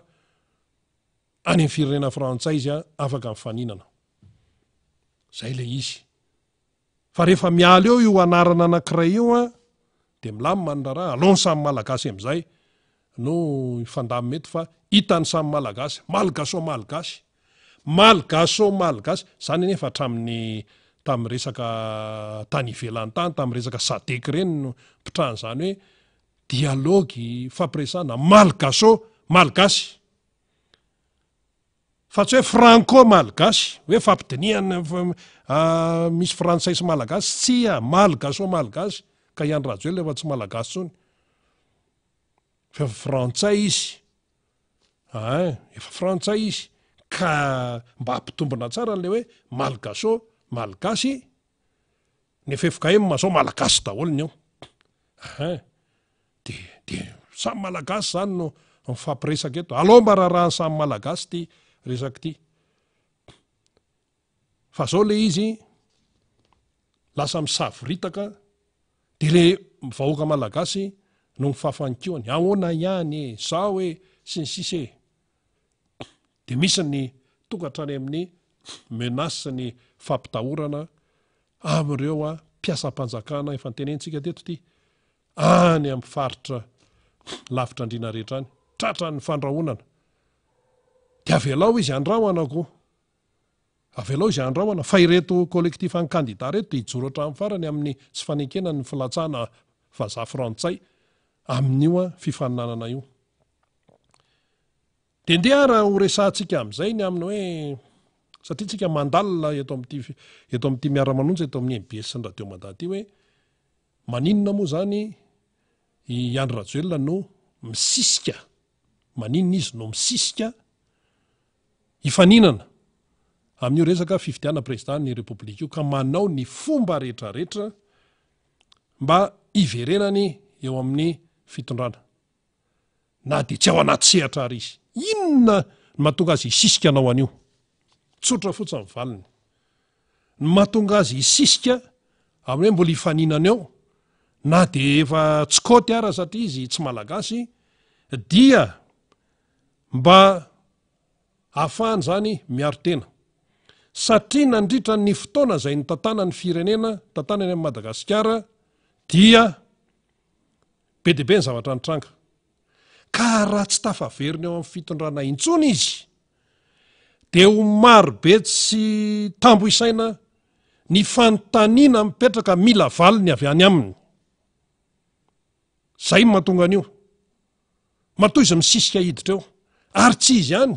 fa izy sy ny tompo menakely sy ireo mpiaraka taminy tao zany fa misy fanontaniana be de be zany mila valiny ary tsy afaka hiteny mihitsy Iany Rajoelina hoe tsy mahalala an'izany tsy afaka hiteny mihitsy izy sy ny mpiaraka aminy hoe tsy sidirako zany, tsy afaka hiteny an'izany izy satria maninona izy numéro 1 teto amin'ny firenena nandritra ny rezima zay ny tantanany. Izy no filoha faratapon'ny chef suprême ny armée. Izy no filoha faratapon'ny maribona pirenena grand croix de première classe natokana ny filoham-pirenena iny fa ny grand croix deuxième classe no faratapy no an'ny civil izy no filohan'ny filan-kevitra amboniny mpitsara zany andraikitra zany eo pelatana ny filoham-pirenena ka raha misy ny fanontaniana mipetraka tompoko momba ny raharam-pirenena momba ny fiainam-bahoaka momba ny famatorany Madagasikara amin'ny any ivelany dia tsy afaka hiteny mihitsy Andry Rajoelina hoe tsisy idirako zany tao anatin'ny fotoana izay tantaniny fanontaniana voalohany zany zao mila valiny teny hoe naninona no nafeninao no mahafrantsay anao mila valany zay ahoana ny fampiasana ny volan'ny Covid mila valany zany ahoana ny momba ny fitaovam-piadiana izay efa narentirenty sy ny reariana teto kanefa izy tsy mbola vita fianianana ahoana zany mila valiny avy any aminy zany tsy afaka hiteny mihitsy izy tsy mahalala an'izany ahoana ny resaka Wagner izay Madagasikara dia tafiditra ao anatin'ny listra ny firenena miara-miasa amin'ny Wagner aty Afrika Wagner zay fikambanan-jiolahy mitambasy ozy ny Amerikanina zay miteny an'izany fa ny Amerikanina no teny an'izany fikambanan-jiolahy io na dia efa maty ary le Prigozhin lehibe an'iny dia mbola eo foana ary ny fitondran'ny Poutine no mamatsy volana io ahoany Madagasikara no ajabaka amin'ny toetra raha tahaka an'izany ahoana ny momba ny Rothschild ahoana zao reny ahoana ny momba ny Jirama ahoana ny momba ny problema ny solika sy ireo kompania pétrolier ahoana ny momba ny Air Madagasikara zay tonga dia fafana fotsiny tany dia vadika Madagasikara Airlines ahoana ny raharahan'ny Knaps ahoana ny raharaha Romy izay mbola migadra ny Londres amin'izao fotoana izao izay directeur de cabinet amin'ny fiadidiana ny Repoblika tamin'ny andron'ny Andry Rajoelina ahoana ny momba ny tsy fandray-pahalemana kanefa izy dia chef suprême ny armée tsy afaka miala amin'ny tsy fisiny fandriam-pahalemana maro lafy teto amin'ny firenena nandritra ny régime ny Andry Rajoelina satria izy ny filoha faratapin'ny folo alin-dahy zany hoe mampandry fahalemana amin'ny malagasy na tanàna lehibe any ambanivohitra tsy afaka miala amin'izany izy fanontaniana mbola petraka amin'ny dahony zany ahoana ny momba ny fanendrena gouvernoura mila valany zany ahoana ny fitondram-panjakana ny tarehan'ny Andry Rajoelina zay tsy mahaloa vola ny CCS mbola mitabataba hatramin'izao be dia be mifanontaniana mila valiny ka zay no mahatonga azy isisika tsy maintsy hoe atao zay iverenana eo amin'ny fitondrana na ahoana tsy hoany tsy maintsy atao tsy maintsy ampiasao daholo ny fomba rehetrarehetra ny zay fitaovana azo ampiasaina rehetrarehetra ampiasao daholo satria ny antony ho be dia be ny fanontaniana hipetraka ary fanontaniana mila valiny izany mila valiny amin'le izy ny vahoaka malagasy ahoana ny ariam-pirenena izay miondrana ahoana ny malagasy lasa mivoaka tsokosoko tratran'ny olona ny Mayotte mitaingina botry mitaingina zahatra miala ny nosy be miala amin'ny faratravaratra andrefa Madagasikara iny mandeha tsokosoko mivoaka any Madagasikara satria leon'ny fiainaneto izy ahoana ny ariary tsy mety mahazo aina zany rehetrarehetra zany tompoko fanontaniana hipetraka daholo mbola be dia be any fa mila valiny zany ka tsy afaka hiteny izy za tsy malala an'izany tsy afaka hiteny izy hoe tsisy idirako zany izy sy mipiaraka aminy ao akoatra an'izany no mbola fanontaniana hoe ahoana ny momba ny fanitsakitsahana lalam-panorenana maro lafy mba valio kely hoe ahoana momba zao so dia anao valy boriborina hoe ty taratasy valo santimetatra ty hoe problema anareo ka tsy zay fa valim-panontaniana tadiavin'ny malagasy na Madagasikara ane nanitrikitrika mihitsy tamin'iny fa tonga dia nahazo valy teny boribory koa zany ka ny amin'ity tapina ny domin'ny Andry Rajoelina sy ny mpanohana azy tapina ny domy amin'ity satria kandida raika ambiny folo be zao no contre anao zany indray no nytenenao ny seni mbola mendimendy ihany na mpiantso andreo kandida mbola ny antso ihany mety tonga ava ty fa misy resaka atao sy solotenina kandida anankiroa ny tonga atao de mbola zany ve de mbola isisy ihany solotenina kandida anankiroa zao ny karaha-pifidianana misy mizara misy tsy mizara fa zao tsisy mandeha am'izay loniny amintsika am'teny zao misy tokantrano ankiray mba tsy voasoratra ao anaty misy mpifidianana le tam'le fanamarinana farany hoe tonga ao fokotany ao ny lisy mpifidianana le farany a natao ny verification mbola tsy ao firy mianaka de izany ve mbola sisihana anaovana an'io ihany tsy maintsy alamina aloha tsy maintsy diovina aloha fa za maika mitabahoaka fa malagasy tsy azo fitahana antsony tompoko am'izao fotoana zao tsy azo pasipasohana antsony tsy azo ivarotana sakabeloha ny malagasy fa efa tonga saina ny malagasy ka hoy tsika hoe dia nahoana zany ny toyany dia ahoana ihany eo tsika mahita isy miarabanao na manafanira zava-manantany tonga eto amin'ny fandarana ndao ary za tsisy miarabandrina sady misaotra andrina solofa akanjo menamena ihany nanaovana fa mazana be le fitoanana avy nanatrika fivoriana de tratra ny fitoanany fiarakodia tery anamotana tery de mialatsiny am'fatarana itonton mota moa nandefa ny temy fialatsiny satria mbola lavidavitra ny misy azy a de tsy tafaraka amintsika izy zany zao arahabaina daholo tsika rehetrarehetra namana teknisiany na ionja sy faly ao ambadika ao ny mpiaramiasa am' radio mada ny namana rehetra ny faritra isika zay manaraka mifandarina na eto aterina na ny apita andranomasina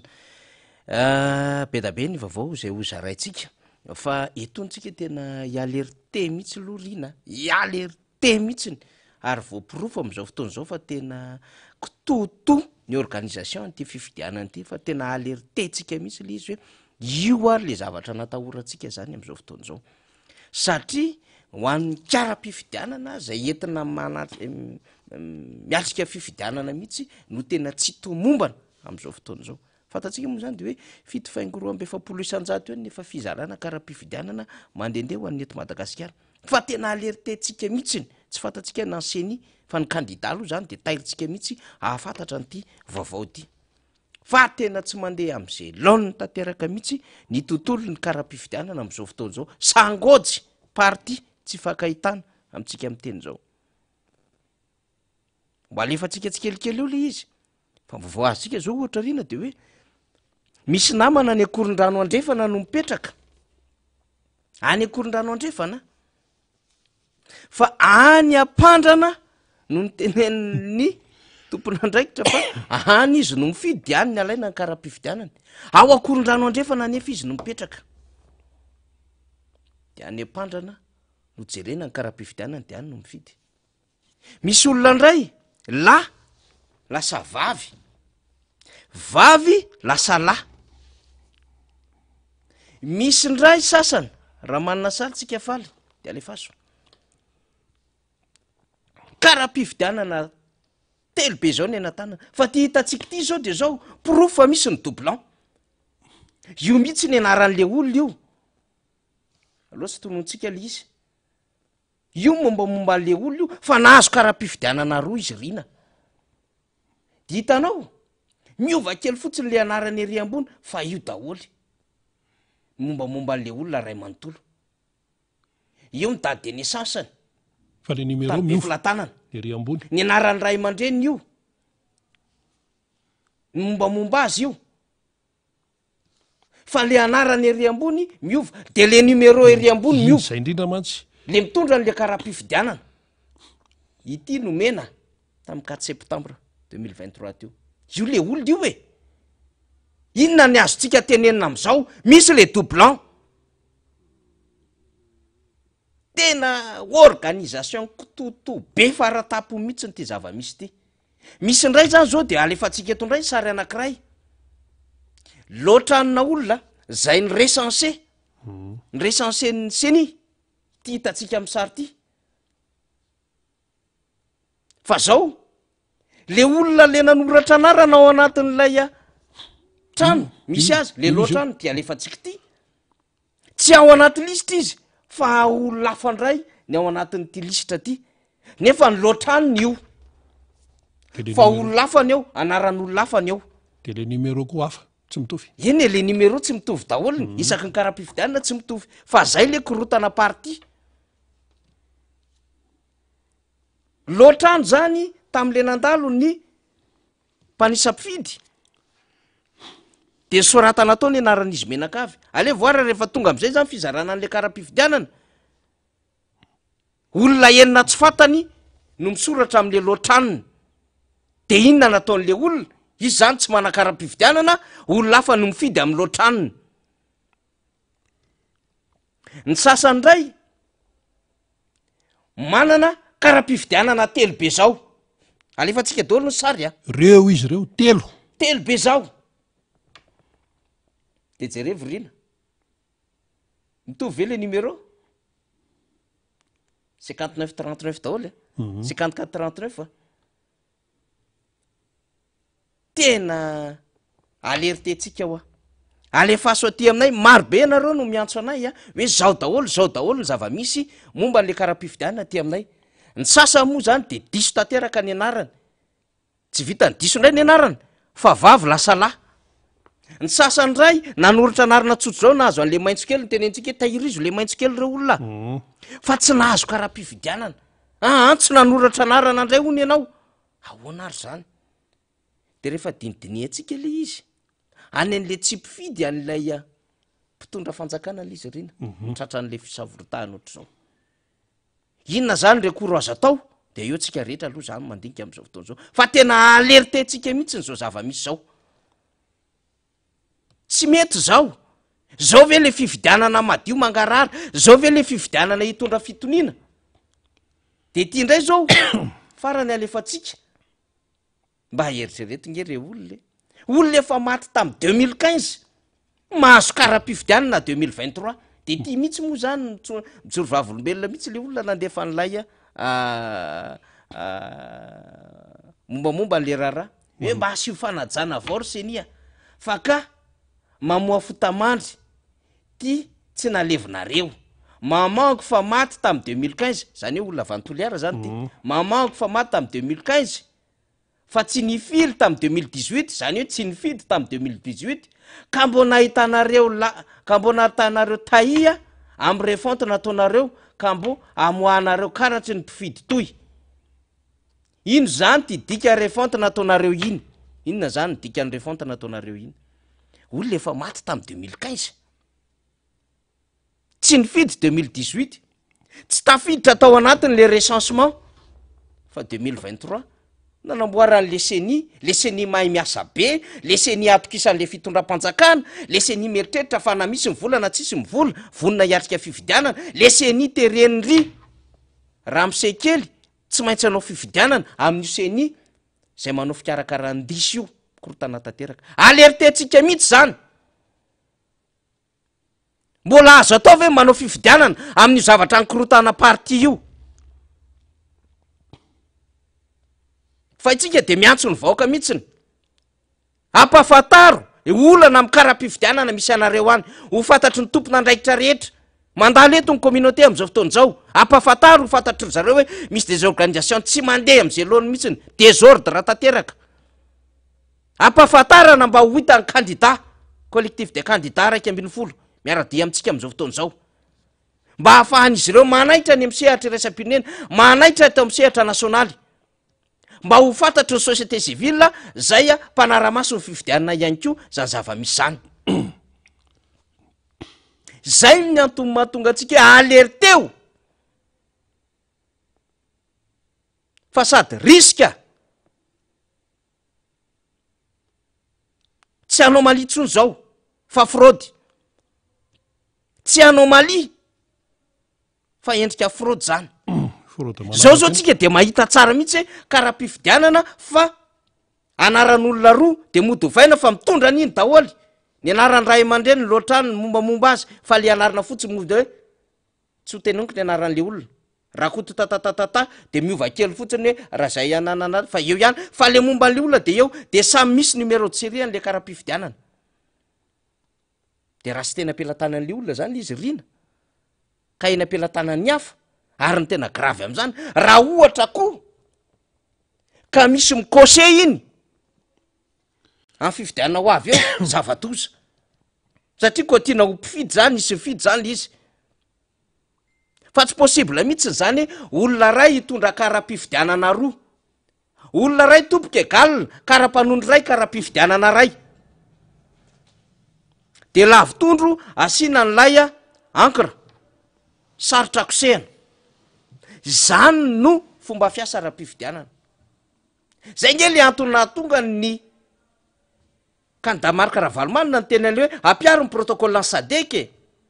Ny sadek de nanana protocole etrehana fifidianana mba tsy ahatonga n'le ady ara-pifidianana taty Afrika. De nisy fepetra marobe napetraky ny sadek. Raha eo anatin'izany ny kara-pifidianana misy sary. Ka rehefa misy sary le kara-pifidianana, au moins zany fantatra le olona hoe tia ny kara-panondro prezantena. Miditra eo amin'ny birao fantatsaham-bato de tia le kara-pifidianana, de jerevana hoe le olona am'le sary ihany ty sady le izy mivatana physiquement, physique. Hoe io le olona io ny kara-panondrony, io ny sariny, io ny kara-pifidianana, io ny sariny, ary io izy amin'ny vatana. De miena am'izay fotoan'izay ny risque na fraude. Fraude io fa tsy anomalie. Samy hafa manko ny anomalie sy ny fraude. Ny anomalie zany de zavatra tsy apozina, latsadatsaka teny hoeny. Fa ny fraude tena ninina natao mihitsiny. Fa sosokevitra anankiray koa de zao, ataovy biometrika le kara-pifidianana. Efa misy mivoy an'izany anie. Fa nyfantanina mipetraka fotsiny de zao, ho vitatsika ve sa tsy ho vitatsika satria ny olana eto Madagasikara tsy accessible aloha ny lalana. Satria betsaka ny lalana siby eto Madagasikara. Faharoa, mbola ambany ny ta fisiny ny herinaratra any ambanivohitra. Fahatelo, mbola tsy tonga mahavita ny couverture nationale ny réseau na communication ho an'ny eto Madagasikara. Ary raha misy ara couverture any ambanivohitra tsy tonga 4G na 5G fa 3G de mbola ambany be. Ka raha manao biometrika tsika zany, somary mbola mila fitandremana kely eo amin'ny lafiny ny angovo herinaratra sy eo amin'ny lafiny ny fanatotana zany, satria itsika de mila mametraka fanontaniana manana ve tsika orinasa afaka anao an'izany. Raha tsisy, tsy maintsy anao appel d'offre international, afaka anao an'le carte biometrika ahafahana mandeha mifidy. Ka io ary tsika sahiranako. Sahirantsika manamboatra passeport, sahirantsika manamboatra taratasy eo anivon'ny SIM. Satria tsy maintsy tsika mijery mpiara-miasa afaka hanatota izany. De eo ny olana am'le resaka biometrika. Ary tsy maintsy informatisena, ampidirina ao anaty solosaina avokoa le mpifidy. De tsy maintsy hiasa ifanaraka an'izay zany lay carte d'électeur biométrique. Mety ho sarotsarotro iny, fa inona faisable? Faisable de zao, carte na kara-pifidianana misy ny sary mpifidy. Zay ny faisable kokoa zany am'izao situation eto Madagasikara zao aloha. Mandeha tsikelikely, mandeha makany amin'ny basculement tsika. Ka raha mbola tsy ampy ny teknôlôjia etrehtsika an'le resaka biometrika, mbola mety manahirina kely be niany. Ataoko fonoteny fotsiny zany. Fa zao zavatra hitatsika zao zany alery tena mihitsiny ho an'ny CENI, ho an'ny candidat, ho an'ny mpanara-maso ny fifidianana, ho an'ny rehetra zay isehatra anatin'ny fifidianana, zay miainga avy an'le mpifidy. De tsy tanisa olana hoe inona ny olana maro samihafa. Fa io en'le fifidianana forceny lay CENI, lay gouvernemanta. Tsy maintsy atao ny fifidianana vony novembre. Fa nga io forcena ohatran'izany fotsiny amin'ny intérêt politique anao. Jerevo le désordre. Jerevo le zava-misy am'izao fotoan'izao. Olona maty 2015 soratanareo 2023. Loatra n'olona manoratra anarana ao anatin'ny carnet-pifidianana mba ho soratana amin'ny listre mifidy, tsy ao anaty listre izy. Ny lahy lasa vavy, ny vavy lasa lahy. Mpifidy ray manana karatra telo, mitovy numéro, mpifidy ray manana karatra roa, anarana samy hafa, fa numéro de série samy hafa ihany koa kara-pifidianana. Fa l'état civil n'lay mpifidy am'le karatra roa de mitovy daholo. Inona zany e? Be da be no ka mitovy an'izany manenina Madagasikara azotsika vaovao. Aty zany tena aleritentsika mihitsiny tsy azo forceny ty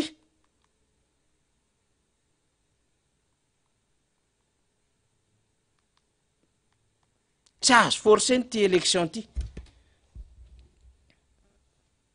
fa tena le mpifidy mihitsiny le mpifidy mihitsiny izay hiatrika an'le fifidianana no tena victime am'ilay organisation diso ataon'le CENI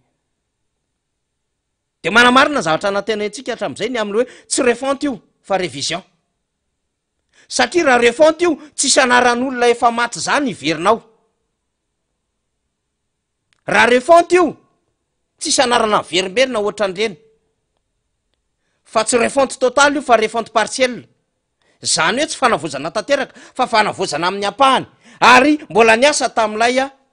RAL révision annuelle liste électorale iny anefa nytenentsika iny une fois nanao refonte ny CENI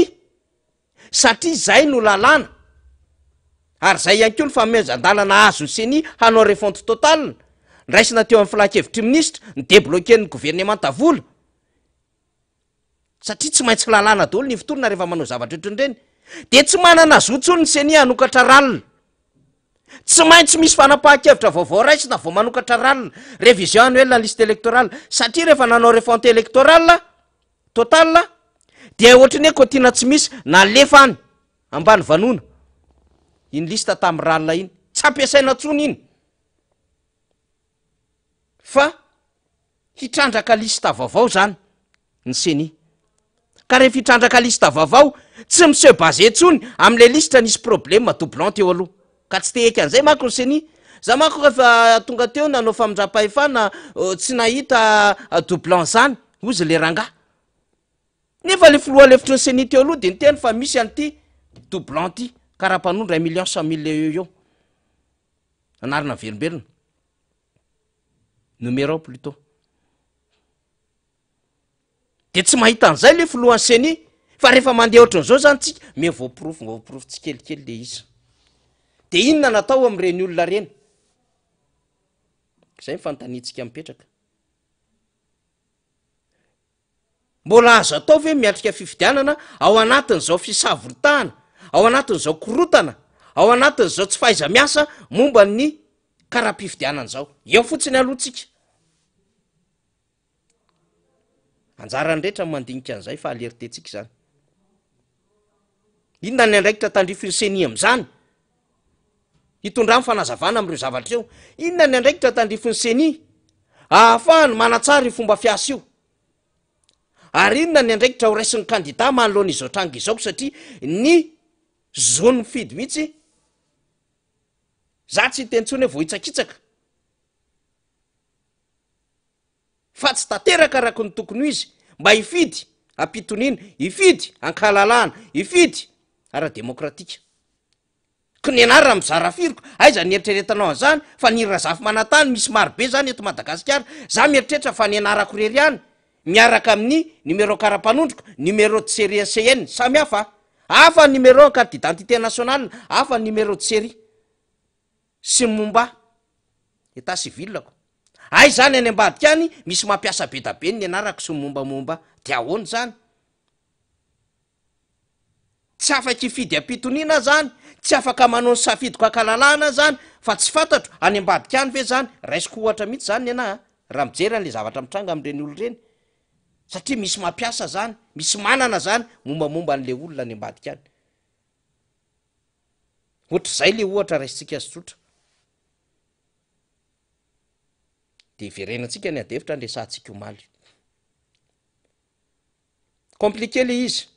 tena compliqué crise multiple ozy izy député membre Benrina me mitombo me mitatra le zava-misy am'izao fotoana zao de mivadika amina loha hevitra anankiray avy atrantsika mikasika ny fiatsona nataony FFKM am'ireo candidat 12 mazava ny fiatsona nataony FFKM satria mba raha aman-dreny mba mieritreritra fa hitondra vahaolana hatram'izay manko tsika de niantso foana rehefa tsy hanao ny tafika reo de ny rempart tsy maintsy mitady ny autorité morale tsika de ny fiangonana zany de ny FFKM manisy eo hatram'izay soliciteny rehetra zany de hoe ny FFKM mba hitondra vahaolana am'izao raharaha izao de isaorana moa zany zareo fa nanotanteraka fivorina maromaro sy feonina maromaro tam'ireo kandida miaino ny feon'olona maro samihafa ihany ko ny FFKM de mba afaka ny antso omaly ho an'ireo kandida telo ambin'ny folo saingy zao ny misy kandida zany tsy niatrika izay fetsona zay azo sikinoana feto an-tanindrazana izy ary eto izy de ozy tsika hoe sady matahotra adevitra no manao mokondohany ihany ko andetrezana miaraka ampiaradia aminy hoe forcé io élection io fa io ihany ny afahantsika mivoaka ao anatin'le situation sinao raha tsy zany tsika sahirana ary zany tokoa ny zava-misy mbola manokatra varavarana zany ny kandida miaraka amin'ny FFKM hoe ndao ary ifampiresahana ny zava-misy fa raha ohatra ianao ka miavinavikevitra satria efa nambarantsika fa amin'ny politika tsy azo atao no miavinavikevitra tsy azo atao no miambo ho mahavita rery ny lalana le ary tsy azo atao ihany ko no misous-estime my force ny tsirairay indrindra amina élection zay entana poids lourd tahaka zao de tonga de aditsika atsika ninona fa nazava-kevitra matoy ianao tsy mipotra natahotra ianao zay matoy ianao tsy mipotra natahotra ianao zay tsisy ambonin'izay ny adevitra fa raha matanjaka ianao raha milaza ianao fa stratézy ary raha mieritreritra ihany ko ianao fa en position de force de lasa ianao miatrika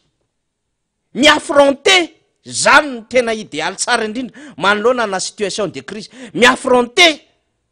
soit disant adversaire na concurrent indrindra ao anatina fotoana ny crise tsika am'izao fotoana zao na tiana tsy tian'le prime ministre crise misy ato Madagasikara am'izao fotoana zao mato miditra tsehatra ny fiangonana mampanao an'le fifampiresahana crise misy eto taorian'ny fanonganam-panjakana ane niditra tsehatra ny FFKM niditra tsehatra ry raha mamitany lama am'raha tery am'le itsy ambomanam-bola niditra tsehatra daholy samina tsiarotsika ry jampinga niditra tsehatra tebile drame marobe niditra tsehatra tateoriana vao nisy an'ny Franchman iny koa moa nisy tantara hafahafa tamin'iny aloha sy teneniko vao nisy an'ry Simaor Sisano Salomao Mozambikanina daholo zany tika zay rehefa amin'ny fotoanany crise ny atsapana fa misy crise de misy miditra manelanelana mikaroka vahaolana de io idiran'ny FFKM io ka ahoana ny lazain'le PM fa tsisy crise Madagasikara am'izao fotoana zao fa fanakorotanana politika iny zao de ohatra rainy karaha-pifidianana ny resahantsika teo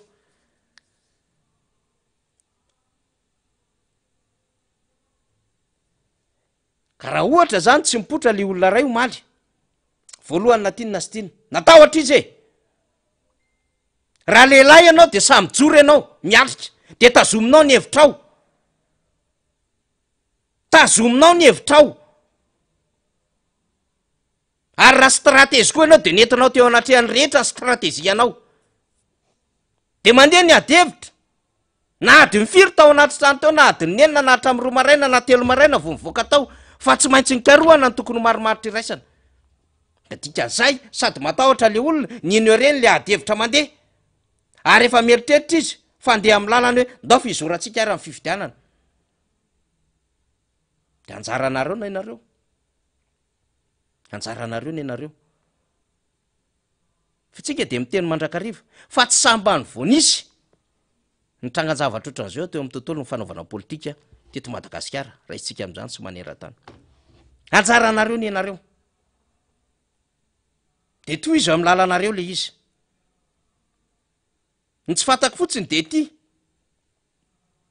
raha ohatra ve zany ka miantso ny Nations Unies anome 13 candidat ho avy izy sa tsy ho avy fa raha ny FFKM ve zany miantso tsy mipotra izy fa solotena ny alefana na koa moa ny lingilingin'le solotena any aza aloha de midera mihitsy am'le candidat miteny andao anao mandeha mivoaka raha rahana candidat ty fa tsy raha rahana solotena inona ny lingilinginao any ty zany raha raisitsika ohatra de zao raha bevoka ny vadiko ny tokony isafo ao amy dokotera de za veny ny andeha solotenan'le vadiko safony le dokotera aiza nisiny zany tsy normal zany a tsy misy solotena andeha isafo zany e le vehivavy bevokany no tokony isafo ao amy dokotera tapitra donc izy ny tokony hiatrika ny adevitra fa tsy ny solotenany satria tsy solotenana kandida ary manambany an'le kandida koa ny fandefasana solotena ohatrany reny eo zany aloha zany de zao tsy mifampiraharaha zany fa malagasy a fa raha miato zany Nations Unies de ho avy a hitatsika eo manko zay arahantsika maso tanteraka manko zay fihetsika zay hitatsika eo ny adina fa zao anefa tonga de miverina aminay loha hevitra fahatelo tsika nanam-pikasana ny kandida hiresaka mpiaradia aminy hanao tatitra ny zava-misy eto amin'ny firenena lojika zany izy ireo a raha tara pré-campagne tokony nanao pré-campagne na apahafantatra mombamomba azy amy fidy mba hahafaha mifidy mieritreritra de melo mba hahafaha mifidy mahita de melo hoe ty tokoa le kandida iresadresahany aminy hoe ohatrohatran'izao vinam-piaramonina hoeto fa rehefa tena tonga ny fampelizakevitra de azavaiko aminareo le izy ary angatahako ny latsabatinareo zany natao hoe endriky ny fifidianana fa tsy afaka nanao an'izay le kandida no fikaroam-baolana am'izao fotoana zao de mieritreritra ny amina hoe ndao hitafa mivatana amin'ny mpiaradia amitsika isika satria betsaka ny miantso am'izao fotoana zao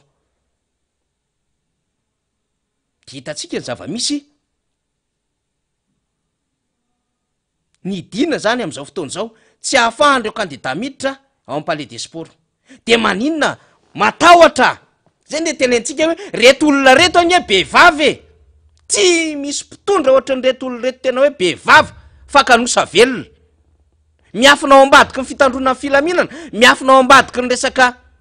préfecture miafinao ambadiky ny décision na réquisition de arisodisika ny sasany io a makanareo a réquisition ndao apetrao mpitandro ny filaminana ndao zao a fa ty ambadika kanosa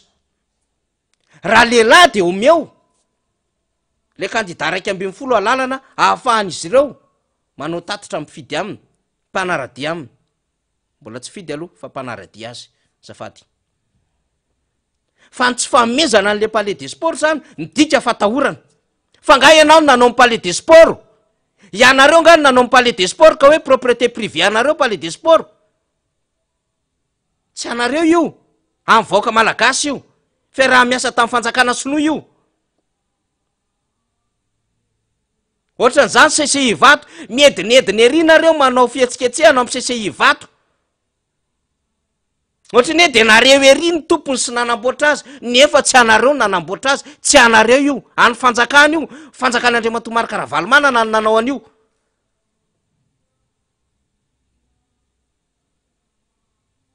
de zay fotsiny de efa ampitsika hitsarana hoe zao ny toetsain'reto olo reto amin'ny fomba fanaovana politika le akanosana le fatahorana fa aty ambadika behivava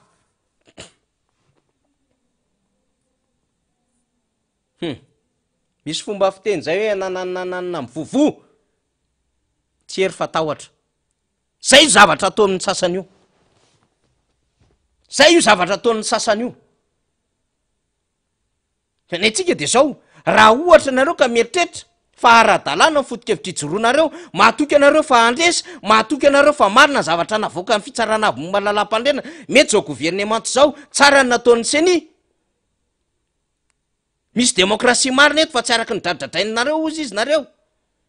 de omeo alalana e avelao alalaka ho an'ny rehetra mifanaovana hetsika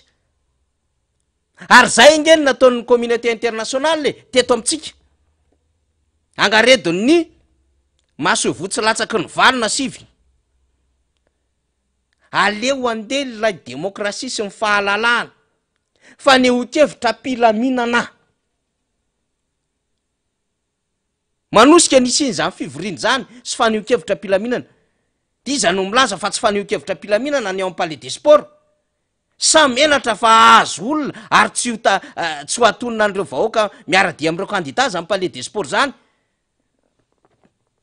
De tiano matena de mialoha. Zany anie ny anton'izao zavatra rehetrarehetra zao e. Menatra amin'le sary ivoaka de hoe mateo de mialoha de ampitahory reo. De arangarangatrany le resaka réquisition midina ampitandro filaminana sy ny sisa am'le durée indéterminée. Ka ity veritsika tsara. Mbola ao anatin'ny fikaroham-baolana momba ny fifidianana aloha ny adevitra. Ao anatin'ny fikaroham-baolana momba ny fifidianana ny adevitra. Ary atao ny alanenina rehetra. Tsy mipotrinareo zany tany amin'ny FFKM.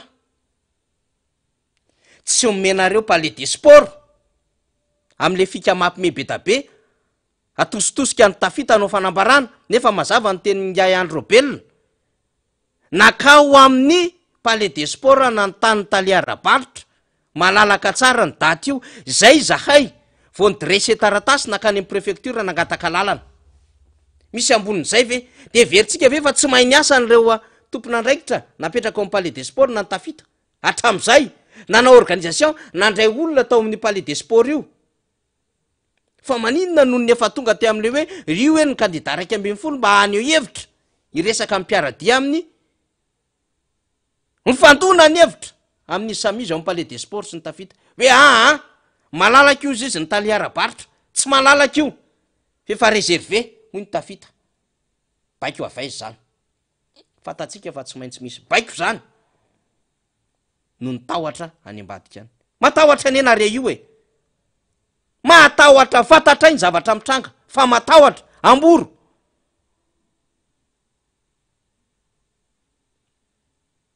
Karaha mba te ametraka nareo fa misy demokrasia eto, misy fahalalahana eto.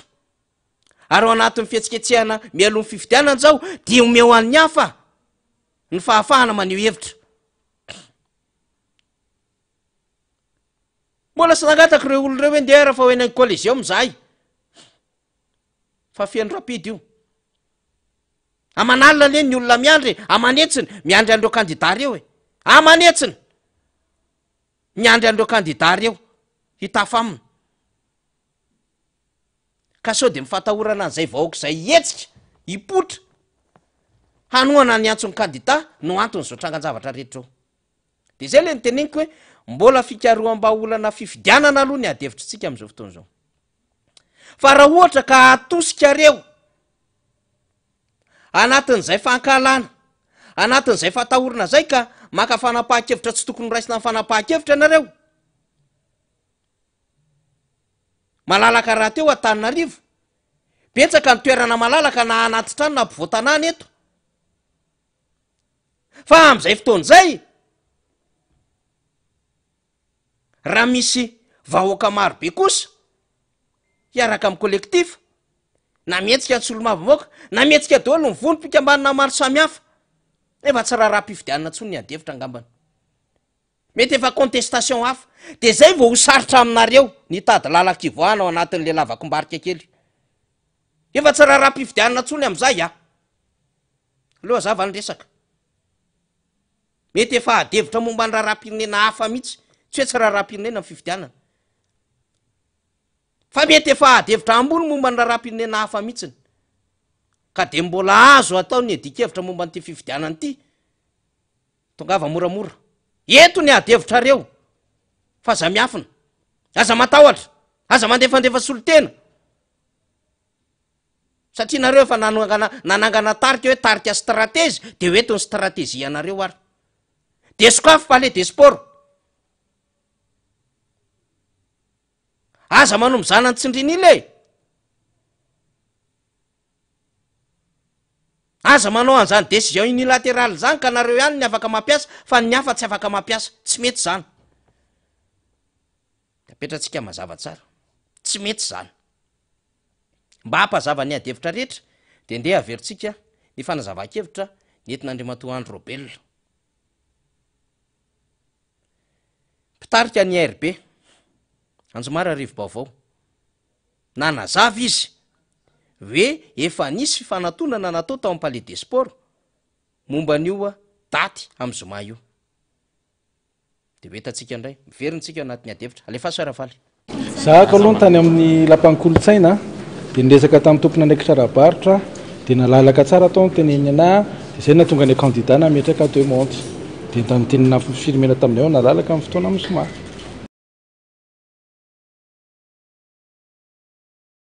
Zahako aloha tany amin'ny lapan'ny kolontsaina de niresaka tamin'ny tompona andraikitra rahabaritra de nalalaka tsara tao ny teneny anahy de zay natonga ny candidat nametraka deux mondes de tanitenina firimena taminay ao nalalaka amin'ny fotoana amin'ny zoma.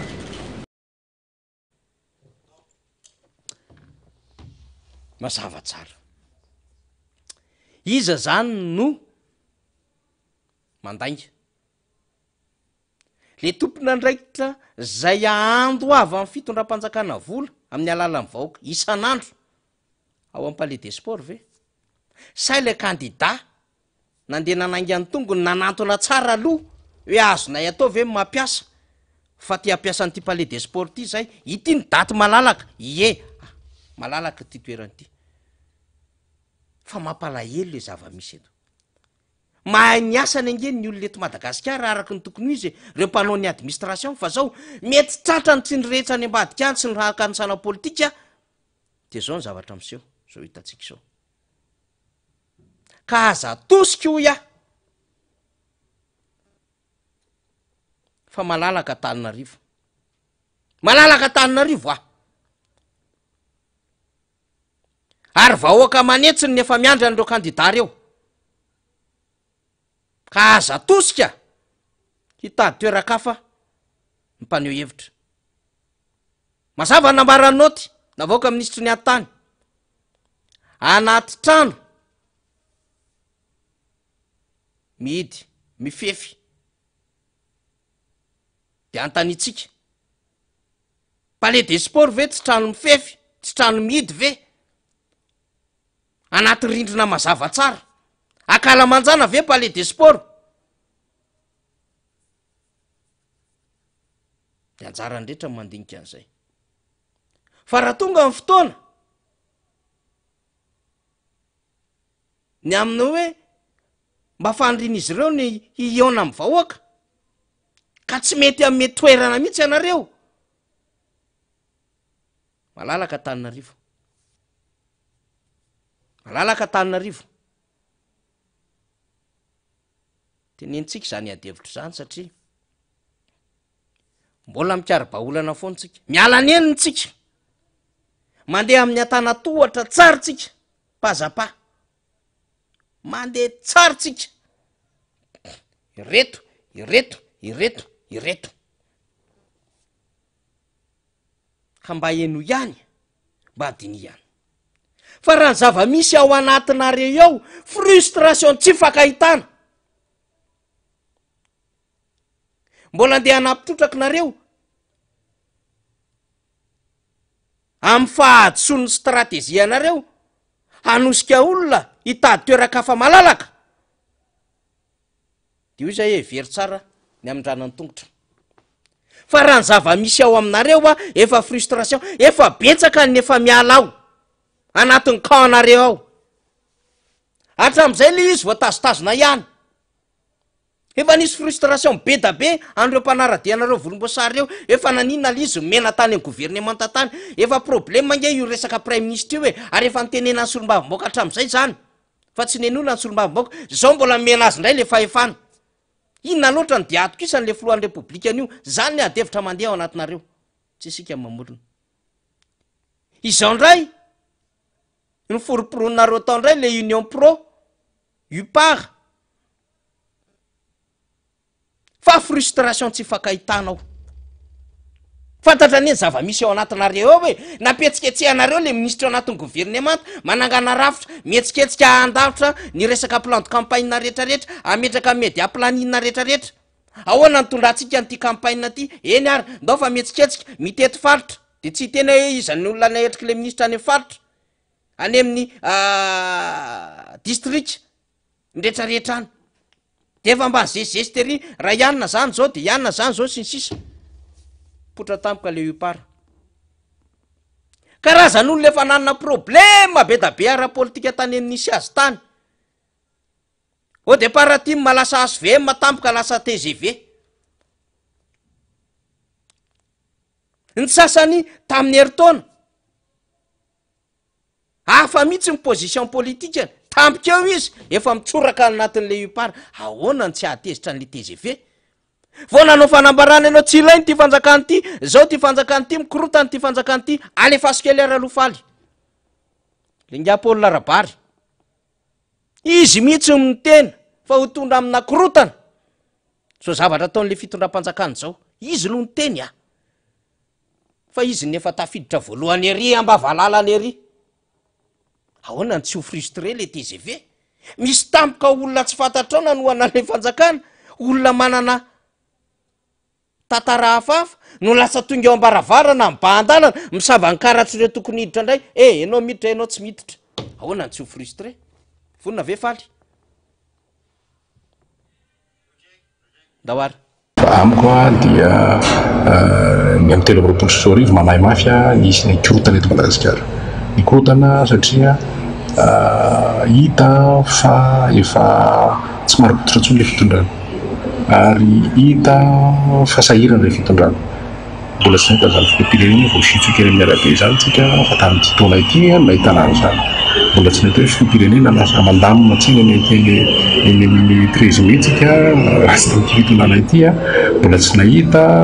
filoham-pirenena mitsipaka ny fanapa-kevitry ny mera zay miezaka mitondra ny eo anivon'ny tanàna hitanareo zany fa sahirana fitondram-panjakana ary manamafy fa izy korotana io fifidianana telo amby roapolo sy roa arivo io ho any amin'ny korotana politika tsika amin'ny farany taona misy mangatakaty hoe alefasikely ay ve efa niteny any ofa niteny an'izany lasa loha ataoko morambola ty ay ve ofa niteny an'izany iny ramse ino izy izy le namanaty ofa niteny an'izany mihitsy izy alefasikely ndray aloha zany namana teknisianina ofa niteny izy fa manahy mafy any isyny korotana ozy izy aiza misy filoham-pirenena voasitsika eny amin'ny lalana aiza misy filoham-pirenena ohatran'izao aiza misy filoham-pirenena ohatran'izao averena aloha dada ndao ndray amiko dia ny amin'ny telo amby roapolo sy roa arivo manahy mafy nisy ny korotana eto Madagasikara ny korotana satria hita fa efa tsy maro potitratsony le fitondrana ary hita fa sahirana le fitondrana mbola tsy nahita zany filoham-pirenena vao sitsoka eny amin'ny arabe zany tsika fa tamin'ity taona ity nahitana an'izany mbola tsy nahita hoe filoham-pirenena lasa mandamina tsiny eny amin'ny 13 mai tsika rasy tamin'ity fitondrana ity mbola tsy nahita filoham-pirenena mitsipaka ny fanapa-kevitry ny mera zay miezaka mitondra ny eo anivon'ny tanàna hitanareo zany fa sahirana fitondram-panjakana ary manamafy fa izy korotana io fifidianana telo amby roapolo sy roa arivo io ho any amin'ny korotana politika tsika amin'ny farany taona rina mpandinika fiarahamonina iny teny iny tsy mbola mahita filoham-pirenena sitsifan'ny olona tsy mbola nahita filoham-pirenena mandamy matsena tsy mbola mahita filoham-pirenena mitsipaka ny fanapahan-kevitry ny mera de toizako le izy tsy mbola nahita filoham-pirenena zarary kantone ny rehetra afaka manohy an'izany manamafy fa hiteraka korotany fifidianana io fa tena no ny antony maro samihafa izy no nyteny an'izany vo tamin'ity taonteny izy zany tampikeo ianao tena le filoham-pirenena aloha tena mety tena zarara tena nanana nationalité izy fa tena izy namerina nily zay parsa matahotra azy ny frantsay tena tombony lehibe ho atsika io ianao zay milaza mihitsy am'le côté négatif an'le filoham-pirenena ianao indray no milaza manana côté positif be da be satria zay ho an'ny antony efa nambarantsika le izy omaly riny inona ny antony mahatonga ny retolo reto miaraka ao telo ihany de fandresantsika le izy omaly ny antony osika na fisin'ny antota taratasy ary misy manana antota taratasy mandeha ao ao anatin'le ipara faharoa misy sandamiodina tsy te hidirantsika ny am'izany fa fomba fanaovana politika zany ary fahatelo de mety misy endrika fampanantenana ao matetika amin'ny akabeany seza avokoa tsisy amboniny zay de inona andreo no mibaiko ny sasany olona amoahanao grand titre rery hoe resaka 5 milliards na hodikodana tamin'ny ministera ny tantaniny tafatsoka tany an-dafy le olona tamiko le olona tonga vetivety eto Madagasikara zany hoe marefo zany le fitondram-panjakana marefo zany le bianco inona ny tsy ampiarana an'le olona zay a lazaina fa misy antotantaratasy ary gazety mpitondra ny namoaka n'le la une olona tato amin'ny mpanohatra vao nanao dinikasa tamin'ny heritaona manao fanambarana isaka mbolana manao fa inona moa ty plateau amina tele zao tsy mety ataon'ny fitondram-panjakana io tsy ilaina tsy mety zao iny le olona tafiditra voalohany izy ndray miambina varavarana de ambesana ohatran'izao le volomboasary hoaizinareo zay zao ny ato an-trano aizany tsy ho frustré le volomboasary efa mba niedinedina hoe zay ny tena zanaky dadafara zay ny tompon'ny tanàna mbola tafaveriny eo bainina premier tour de vitanay 500% zay niarany tolona tafatsirobaka rain'le kely mitondran'ny SAP any amban'ny aintso any amin'ny ringby misy an'izany ese tsara tare any amban'ny aintso izy am'izay miambina varavarana eo rayanna tsy te hitanisan'aran'olona 1 2 3 4 5 6 7 8 9 sivy aloha zany ny fantatro eo zalamy rafotra tsara eo misy chef de région misy ministre taloha misy PDS lehibe ny faritany taloha misy solo ry zalamy miambina tanàna andray zao de le tao an-trano navoaka zany ny fomba fanaovana politika de inona andeha contracteur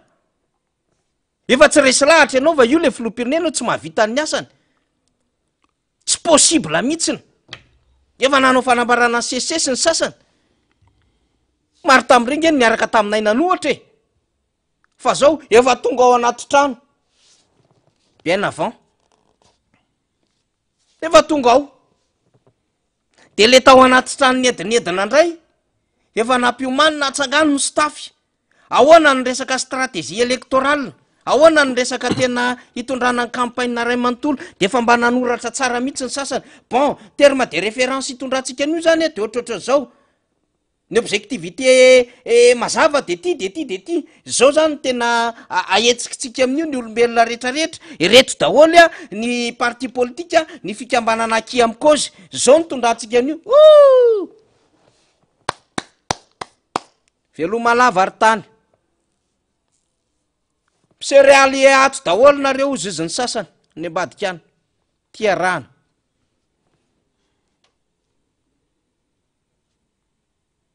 de lasa ery anjaridaina le olona tao anaty trano teo ambony seza salon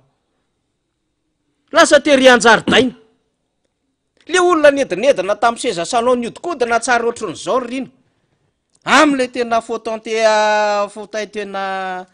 le grand angle tsara mihitsy tsy tompony lakile tsony le napiakapiakatra tongotra tsara misavosavoka tsara mihitsy am'le kiraro matsokotsoko manimanitra sy ny sisa draidraidraidraidraidray le nentina tany Amerika le nentina tany Frantsa nentina tany Maroka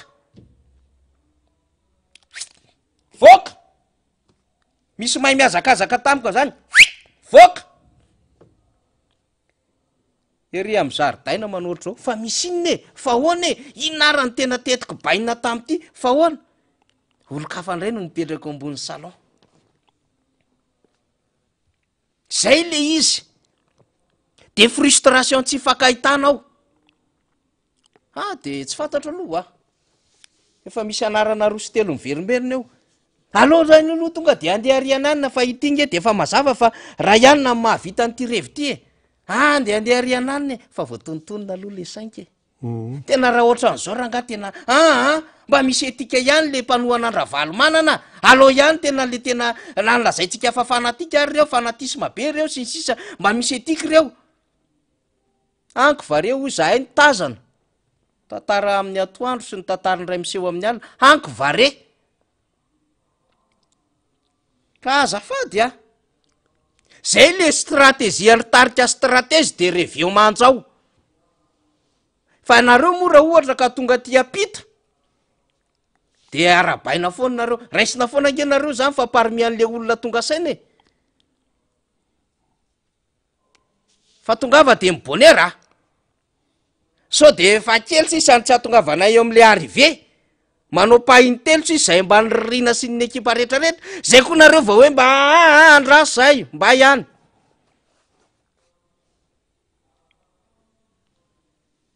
fa de mbola tokony ho tonga saina de mela tao fa navotam-pireneny ty fa anahirana anareo le zavatra ohatr'izay reny mbola iverina eo ihany a fa misy zavatra tendrena ho azavaina kely par rapport am'izay de miverina kely eo vetivety ary ny amafisana moa zany zao ny tena resaka de ny hoe le metefa ty amitsika vahoaka malagasy mihitsy manoloana an'izany sangodimpanina ataony mpanao politika sasany izany aloha azava tsara fa le mpanao politika zany zao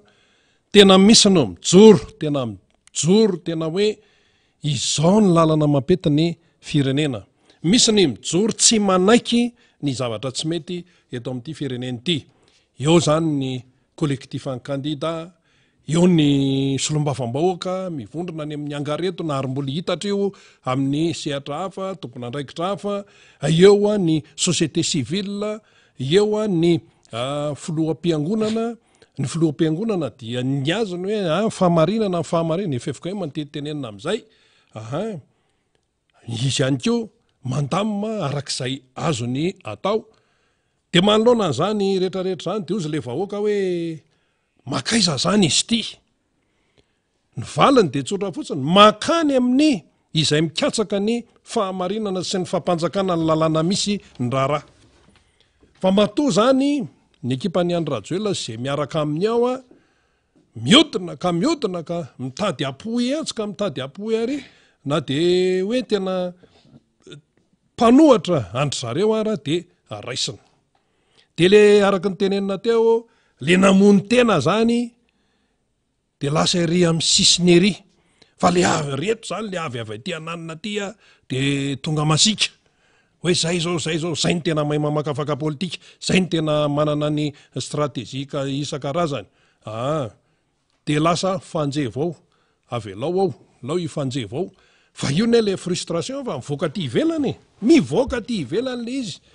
mitantara hoe ka tena le ohatran'izao makatsa makary dia io zany anjaran'ny vahoaka malagasy anao mandinika tsara ary zao tsara nisy ahony reny mba tsy hoe onoonontsony tsy onoontsony fa tsara nisy ahony reny le hoe rianina lasa nakary nefa zao ny zavatra ny teneniny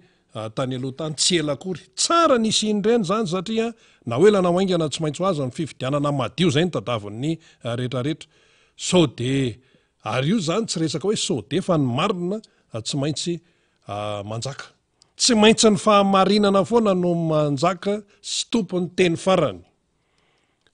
tsy ny mpanitsakitsaka ny lalàna no tompony teny farany tsy ny papahory vahoaka no tompony teny farany ary zay le ny teniny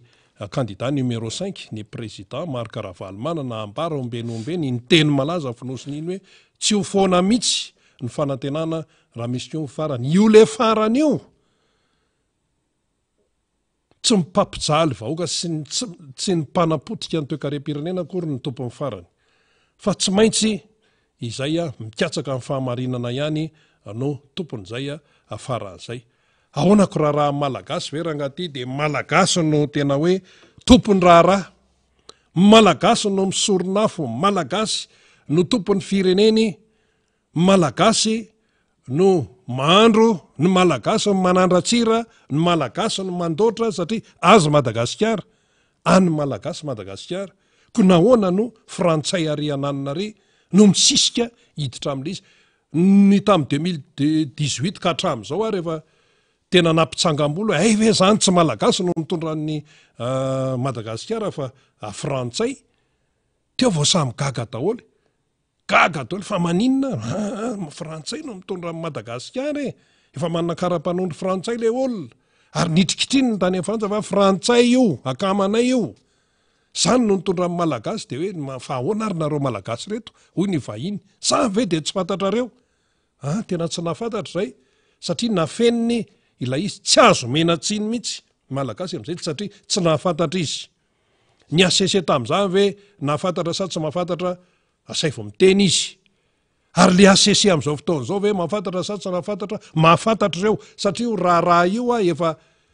fotoana efa lava be no nyresahana an'io zany tam'ty 3 sy 2 ty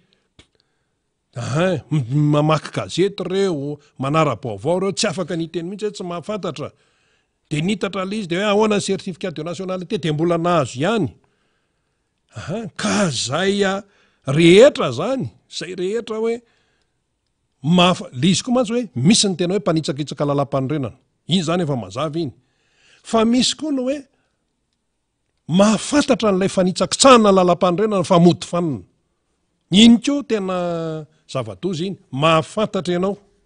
fa hoe tsy mety io dia minimikipy manoloana ny fahamarinana iny efa tsy azo atao an'izany minimikipy zany fa fantatry ny olona daholy ny tena marina zany eto amin'ity fireneny ity ka ny alona manafaniry somary iverenany kely satria raha tsy matokololo mihitsy le fietsika zany le hoe misisika ianao fa frantsay de mbola misisika any de io moa fa nyteneniko teo hoe ny dikan'io de mba ahafahana miaro tena satria rehefa eo am'le fitondrana zany de mieritreritra hoe intouchable mieritreritra hoe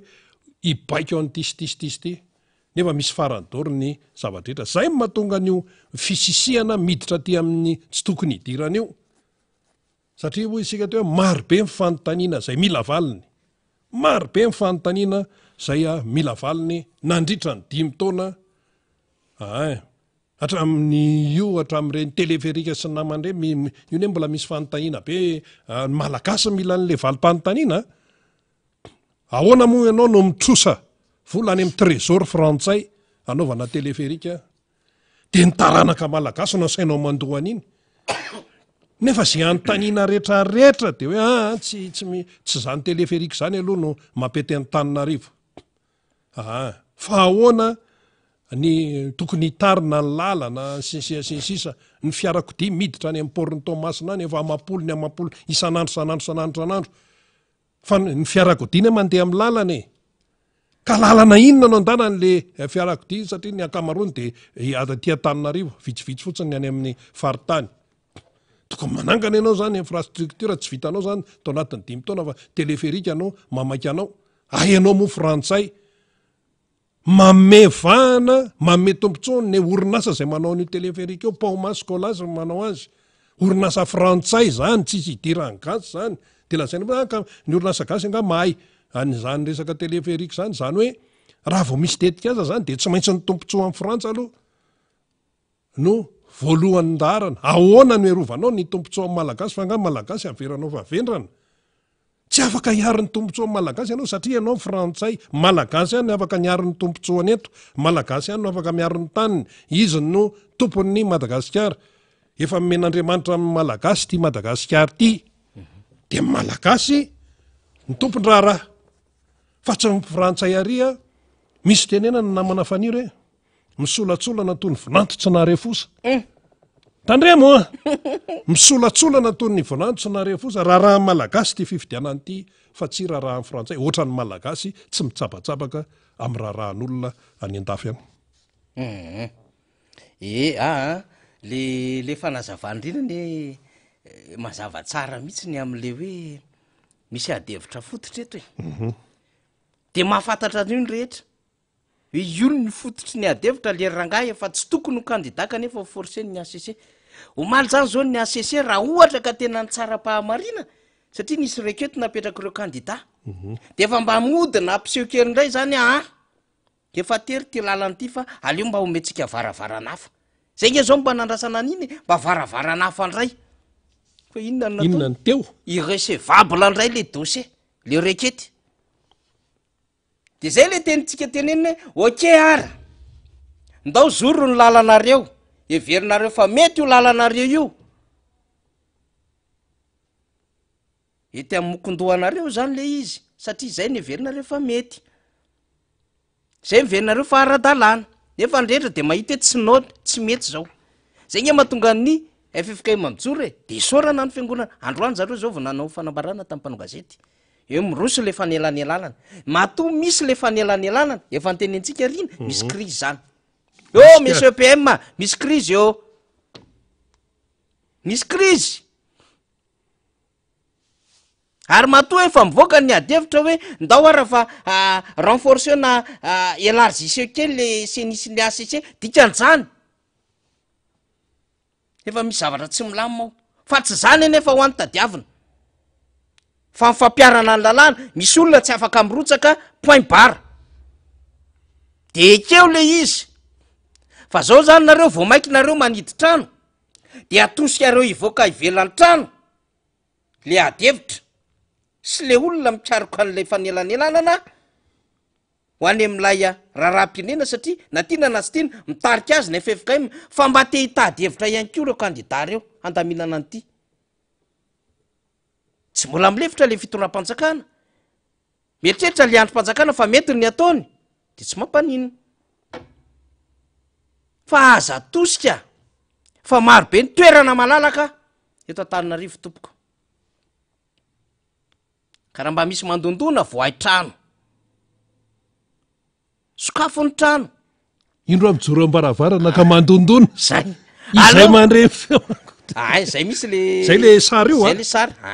de hiditra de hiditra ary araka isakafo aminy iny le any anaty baiboly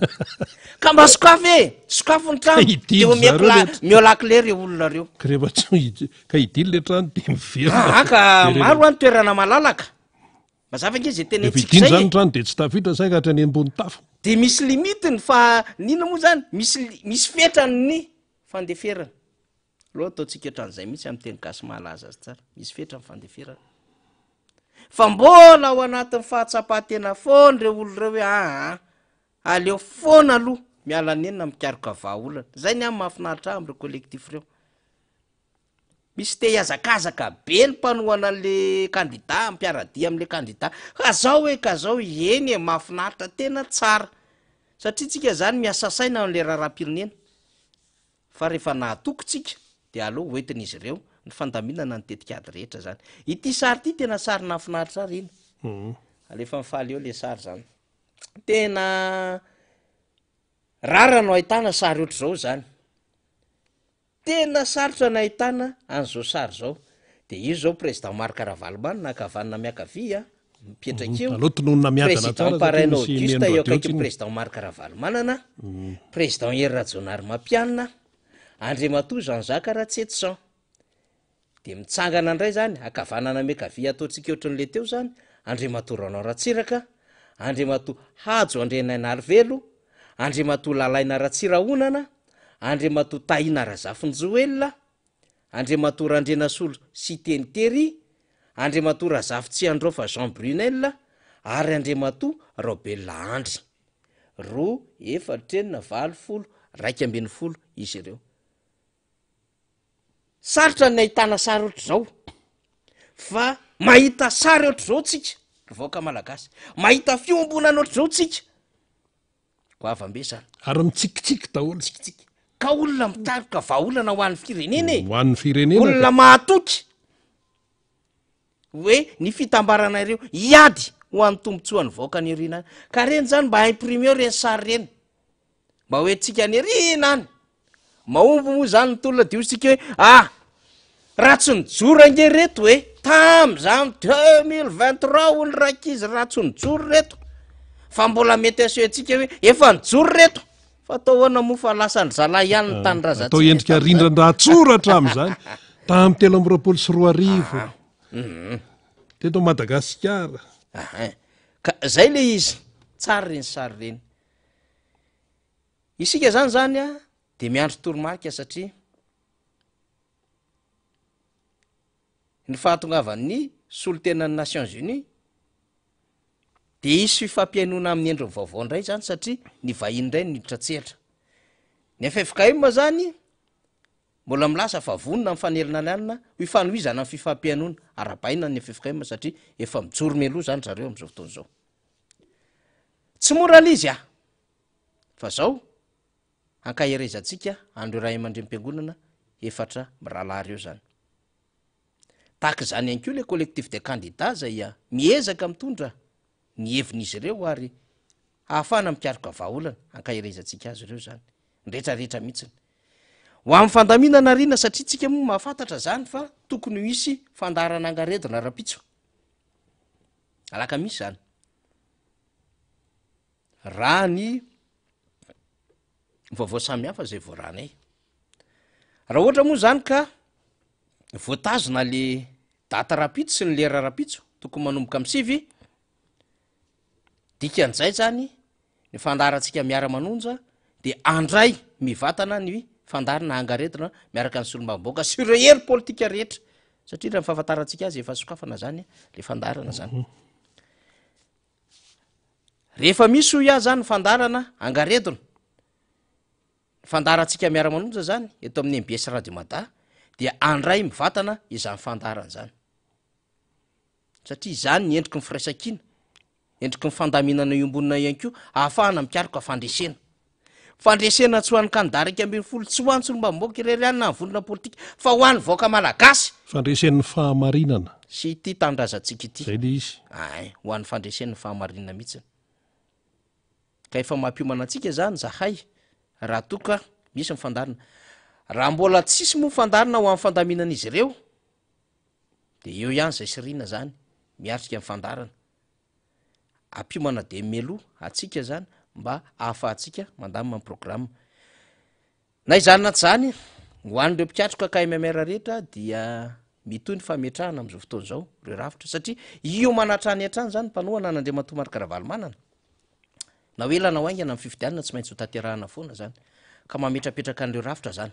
any am'ireo toerana misy solombavamboaka araky ny toromarika ny birao politika sy ny fandaminana foy be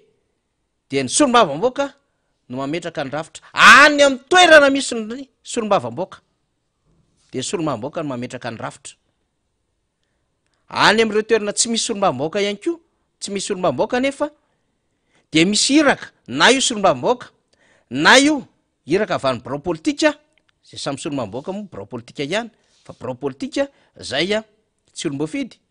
na io iraka ihany koa hivelany zay solombavamboaka na birao politika izay any am'ireo toerana tsy misy solombavamboaka zany tsara manko manamarika an'izay mba ahafantarany rehetra zany manao ny fandaminana am'izay fiatrehana sy fananganana ny KMMR izay any am'ireny distrika faritra aloha de distrika ary hidina any amin'ny commune zany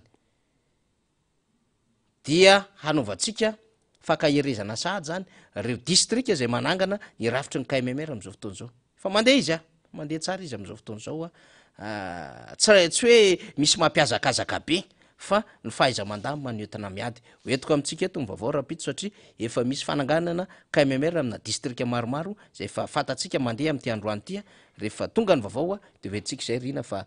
etona zany dia ankahersika atrany atrany reo mpikatroka sy mpitolona zany eny ifotiny eny rina mamaraparana ny fantarana moa zany tsika araka ny tena namana faniry teo ny resaka KMMR mandeha foana io mandeha foana iny fametrahana KMMR sy ny sisa moa zany efa iny efa fantatra iny zany ho an'ny mpanohana ny candidat numéro 5 ny président Marc Ravalomanana zany dia raha ny fampitambo fo zany zao ohatran ny any amin'ny distrikana parafaravolo iny zany mihetsiketsika mafy mihitsy ohatran'ny fametrahana ny KMMR zany ohatra hoe any amin'ny commune Ambovory ny any Ambojanary ny any Andranobe zany ao anatin'ny distrikana parafaravolo adolo zany de efa manao ny aintsio zavatra mihitsy misy ekipa maromaro any ry kolonela Ernesta ry Dr Exa sy ny ekipa rehetrarehetra ny fantatra ny finiavana zay ataonareo zany am'izay le fametrahana KMMR sy ny fanohanana ny candidat numéro 5 ny président Marc Ravalomanana zay dia pahirezana hatrarehetrany tahaka an'izany ihany keo ny any amin'ny toerakafa tena manao ny ainy tsy ho zavatra fa dia